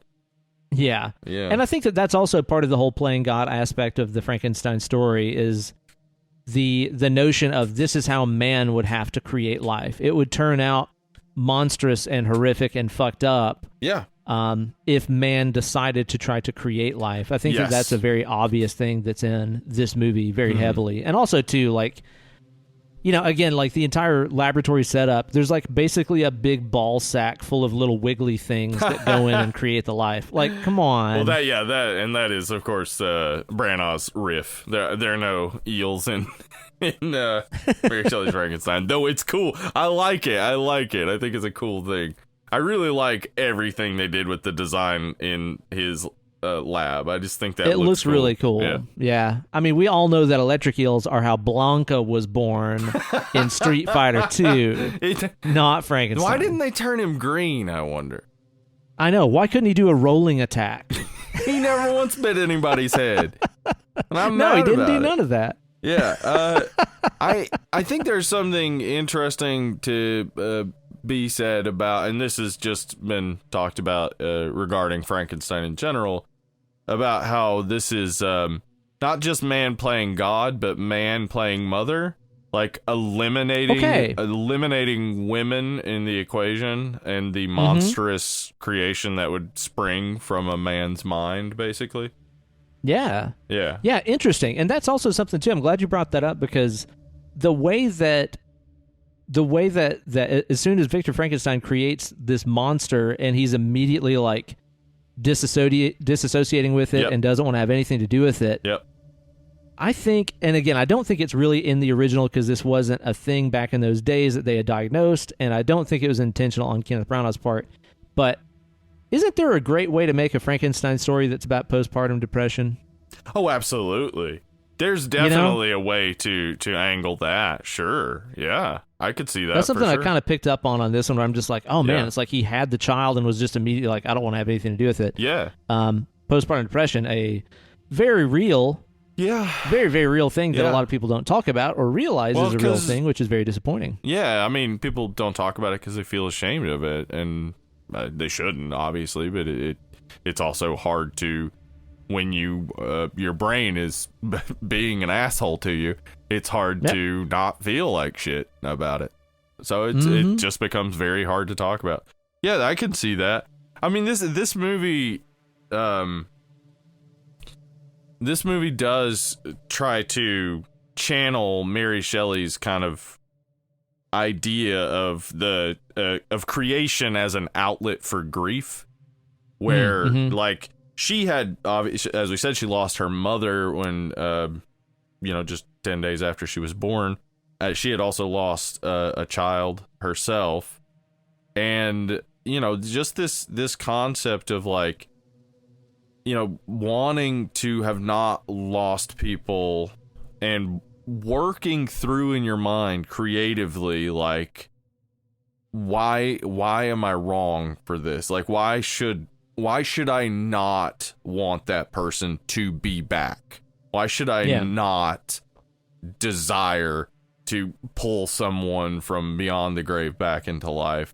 And seeing like the horror of it. I mean, like the quote that they have at the beginning of the movie of her like talking about, that is a quote from Mary Shelley's 1831 version of Frankenstein from the introduction.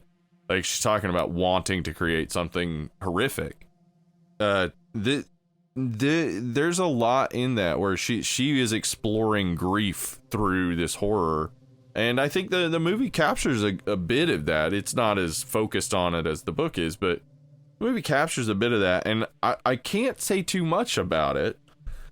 Because, WandaVision is currently still running, and a lot of people haven't seen it, but that is a central theme of WandaVision, is grief and creation as an outlet for grief. Damn. I look forward to talking about that on a future episode of TV Test Pilots, available for our Patreon supporters. On patreon.com/deadandlovely. Become a patron at any level, you get access to that. But seeing this made me realize that there is a bit of Frankenstein in WandaVision. So if you haven't seen WandaVision yet, look for it. I look forward to checking it out, man. I look forward to checking it out. Yeah, this movie, it does have some shortcomings and stuff. Like you said, the pacing and some unnecessary stuff. A lot of the acting is very turned up to 10. Yeah, but it's over the top. I kind of think it's intentional. Like, I kind of think it's supposed to be this sort of like almost silent movie era acting, but with sound, if that makes sense. I think you may be dead on in some bit there, especially if you've seen the 1910 silent version. Like, yeah, a little bit over the top, a little bit melodramatic. But also, same for the soundtrack. Soundtrack is also very like, it's not really leaving you much to the imagination. The soundtrack is telling you what's happening in the scene. It's very on the nose. It's good, but it's big. Yeah. It is big. It is very big, and that's fine. I mean, it could be. I think it's Frank Darabont saw something else in the book that I don't see. I think the quote I read you earlier, the book is a lot of that.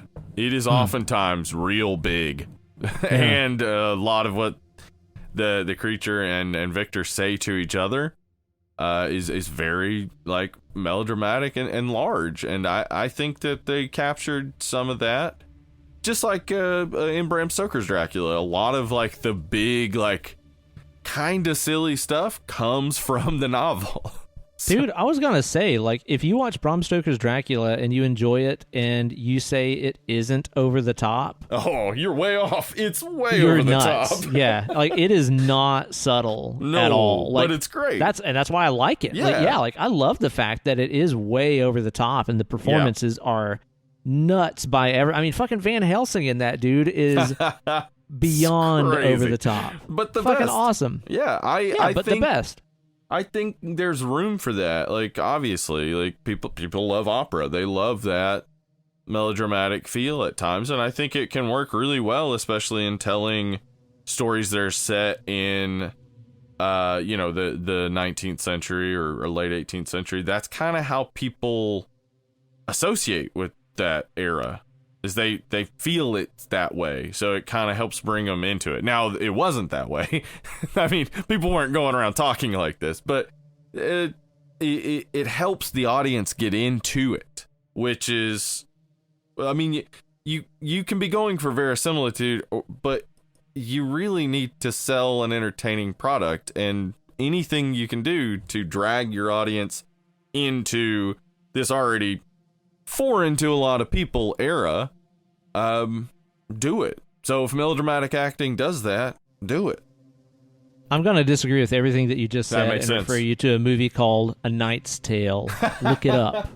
People, you know what? People do like seeing some of that stuff too, but I think A Knight's Tale really, you know, it's not about the trying to capture Night Age. It's about a bunch of hunks, right? Like, isn't that? Oh yeah, that's hunks the big and foxes. Thing. And Shannon Sossamon, and yeah, it's really about a bunch of attractive people.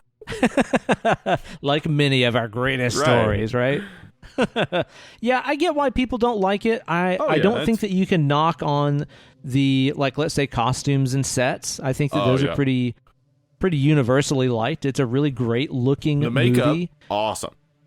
Yeah, fantastic. Again, I think De Niro looks really great. I'm glad they didn't go with bolts in the neck, green flat top, you know, platform shoes Frankenstein. I'm glad that they went this way that really does look like something that was quickly and brutally cinched together from different corpses. Like, it looks right. Like, I love the fact that, like, his eyes don't match and shit. Like, it's really cool. Yeah, and one eye obviously has like an issue, like it's had some sort of trauma to it because the iris is not circular. Yeah, it's kind of fucked off. Yeah, it's cool. I love that. I love everything they did with that and the way that they made Helena Bonham Carter, Elizabeth, look great. Yeah, just great. Really good and brutal. I mean, when Ian Holm comes down those stairs just covered in blood, I was like, I remember as a kid just being like, what the fuck? And he's wearing them Kylo Ren trousers up real high, like, too. Yeah. It's just such a, I mean, the gore and everything does such a good job because it's like so different than everything else we see with this, like, just really everybody's dressed nicely and everybody's, having their little dances and balls and playing harpsichords or whatever. And, we also have him walking down those stairs just covered in blood. It's such a good juxtaposition. Yeah, and the birthing scenes and all that other stuff, too, that are just like, oh, man, really grimy. And, like, the interior of the cities during the pandemic and stuff, where it just shows you, like, hey, not everybody in this time period was having, fancy masquerade balls. There were people living in squalor in the fucking streets. Most of them were. Yeah, most of them. Yeah, I get it for its problems. I get why some people don't like it, but it's kind of like what you said, man. There's enough stuff in here that I do enjoy to where I still think that this is a good movie and a good Frankenstein movie.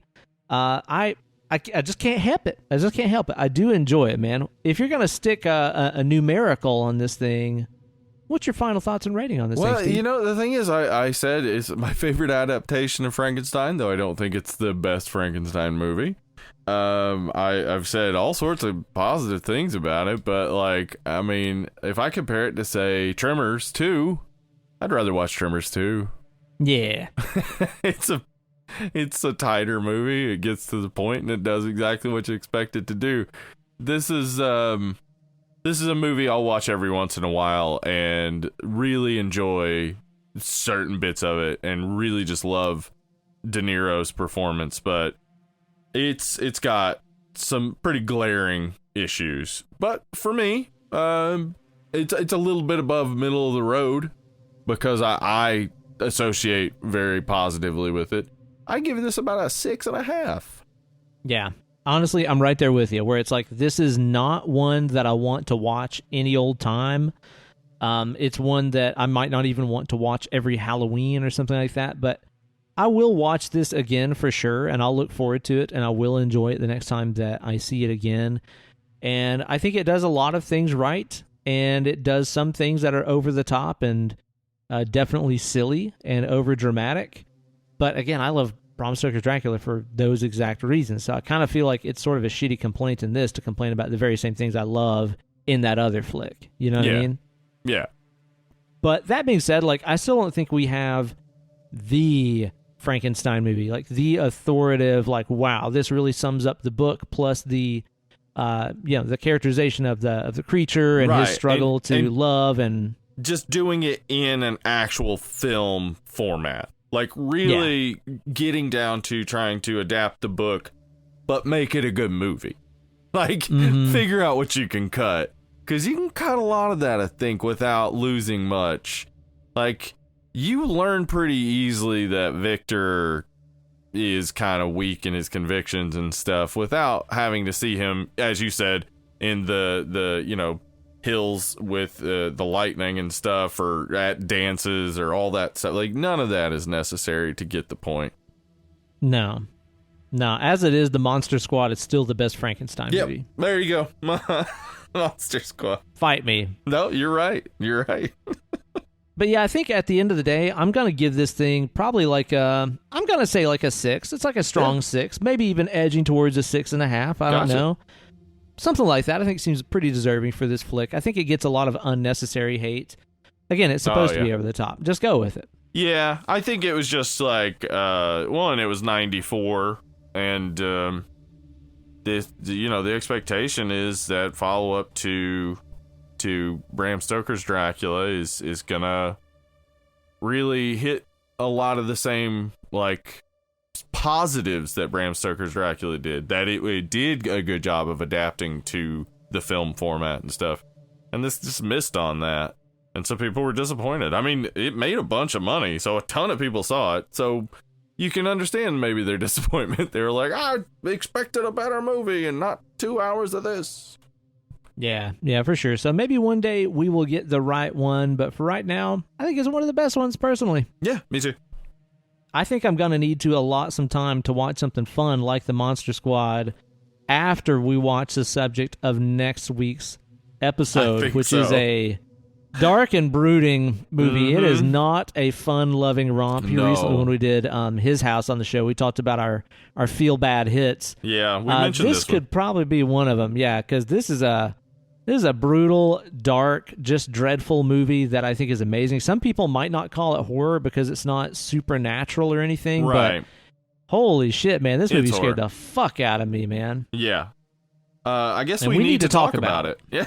Yeah, we should probably talk about. Who should we talk about? I think, there's a Kevin out there, I'm sure, that needs to be talked about. So let's talk about him. Do we need to talk about him? We need to talk about Kevin. All right, we'll do that on next week's episode of Dead and Lovely. I look forward to watching that again because I think I just watched it once in the theater and that's it. Oh, it's brutal. I've only watched it the one time myself, and I'm excited to go back because it's a great movie, but not excited to go back. It is not a feel-good movie. No doubt, man. So you guys be sure to check that one out before you tune in for next week's episode, because we'll be spoiling it and getting all deep-like into that movie. That's Should right. be a good old time. In the meantime, if you want to help support the show, rate and review on whatever podcast app you're using that allows you to rate and review the only podcast. They made podcast reviews happen because we started a podcast. It's the only one, so you have to be able to rate and review it. So please be sure to do that. If for some reason you don't want to rate and review on iTunes, here's what you do. Contact your local paper. See if they got an entertainment section. Ask them if they want podcast reviews. I like that. Write up a podcast review for your local paper. Snip it out. Send it to us. I would be so happy to see that. You know what I would love is if maybe someday somebody hires one of those planes at Myrtle Beach that flies by with the big banner on the back of it. It's like crab legs $17.99, only it says Dead and Lovely rate and review on iTunes. I feel like we can make that happen pretty easily. Yeah, that's what we're going to spend all of our Patreon money on. Hiring that Myrtle Beach. to get fans of Myrtle Beach, that would not work out for us. They'd listen to half an episode and be like, fuck these assholes. Pass me another Bud with lime. Oh, God, no. Yeah. So be sure to do that. Helps us out a lot, for sure, man. Yeah, also, we're on the Twitter and the Instagram at DeadLovelyPod. We're all over the place on that internet. Facebook.com/Dead and Lovely. Also, Friday Night Screaming Chat. We get together, we watch a bad old movie, and then well, it's not always necessarily a bad movie. We watch Blood on Satan's Claw, but usually it's a bad movie, and we chat about it and drink and have a good old time. So come join us. There you go. Join us now. You remember that was like a credit union commercial that played on like Tennessee radio? Yeah, I do. I think it was like TVA or something, wasn't it? Yeah, actually, I recognized it immediately, and that's why, when you started explaining it, I was like, "Oh right, other people don't live here." Yeah. Why is he explaining this? Duh, it's a TVA credit Join us union now, duh. jingle. TVA credit union. Come on. And be sure to support the show on Patreon if you want to do us a solid and also get your movie of choice featured on a future episode. How do you do that? Patreon.com/Dead and Lovely. Become a $5 patron. You get to throw a film title into the smoking bowl. We randomly draw from that bowl once a month, and then we review that movie. You're damn right. You're damn right. So next time you listen to the show, it could be your episode if you start supporting us over on that Patreon page. Be somebody. You want some money? Trim Spa, baby. Oh, poor Anna Nicole. Anna Nicole. So, yeah. That's right. You heard it here first. And be sure to tune in next week to hang out with Uncle Ben. Hollywood Steve. And enjoy another episode of Dead and Lovely. Hope everybody out there is doing good. Go get vaccinated if you can and stay away from people until you can't no more. Yeah. Drugs, not hugs, y'all. Drugs, not hugs. Get your drugs. Stay away from them hugs. That's right. And tune in next week for a new installment of Dead and Lovely. Bye. Bye.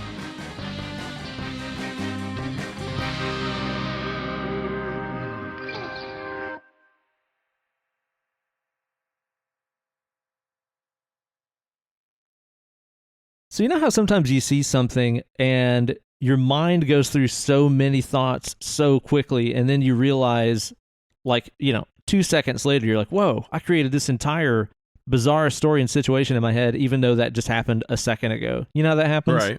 Uh-huh. So the other day, I was looking out my window, and I saw a truck driving by that was like a pest control truck, right? And I guess this company's slogan is pulverize pests. Okay. But in my head, whenever I read it first, I thought it said pulverize pets. Oh, no. And in my head, I was like, is this like a mobile service that'll come to your house and beat your pets for you if you need them to? Oh, no. Like your pet misbehaves and you're like, I'm calling the people. I'm getting the truck over here now. You're in deep shit. They're going to pulverize you. Don't do it. No. Don't call.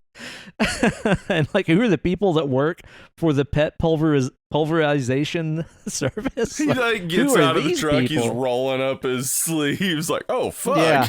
This dude's serious. He's going to beat a dog's ass. Love your job. You'll never work a day in your life. Oh, no. Get over here, Fido. You son of a bitch. So, dogs were the first thing that I thought of, too, as a dog owner. But then I got to thinking about, people with pet fish. Maybe this guy would just reach his big forearm down into a tank and grab a fucking angelfish or a betta and just, pound it. Slap it around some. Yeah, I think so. Little finger slaps. Stop headbutting the glass. You gotta behave. You're gonna kill yourself. Come in here and punch this snake for me. Pets I need you to grab my cockatiel by the legs and swing him around some. He's been bad. Got it called the pet pulverizers. That's awesome. We need that. We need that as at least a comedy short. But I think it could probably sustain an entire movie, right? You'd watch an hour and 20 minutes of a guy just beating the shit out of people's pets. I mean, seriously, I thought up all this stuff, and then, literally 2 seconds later, I was like, oh, pests. Got it. Right. Not that, yeah. Not that. Gonna beat your pets. Got it. That's different. Because that doesn't make any sense. No. The human mind is a strange thing. It really is. It's amazing. And they use pulverize, too, which is yeah. What is it? You want to do a 90s bully? Ground. Yeah. Gotta slap the books out of some cockroaches' hands, I guess. I'm gonna pulverize you. What are you doing? You gonna give him a wedgie? Come on. You gonna give a spider a Indian leg burn on all 8 legs. Oh shit. It takes a while. And it's just like, I guess it just waits because it's like, oh no, I can't fight this guy. Yeah. He's a big bully. It's like whenever, like another wrestler's getting tied up and another guy's move and he just kind of stands there like, I guess this is happening. Yeah, I guess I'm doing Gotta this let now. it happen. He threw me against the ropes. I gotta bounce off him. I have to. Such is I life. have to come running right back at you with full steam so that you can clothesline me. They're just being polite, really. Yeah.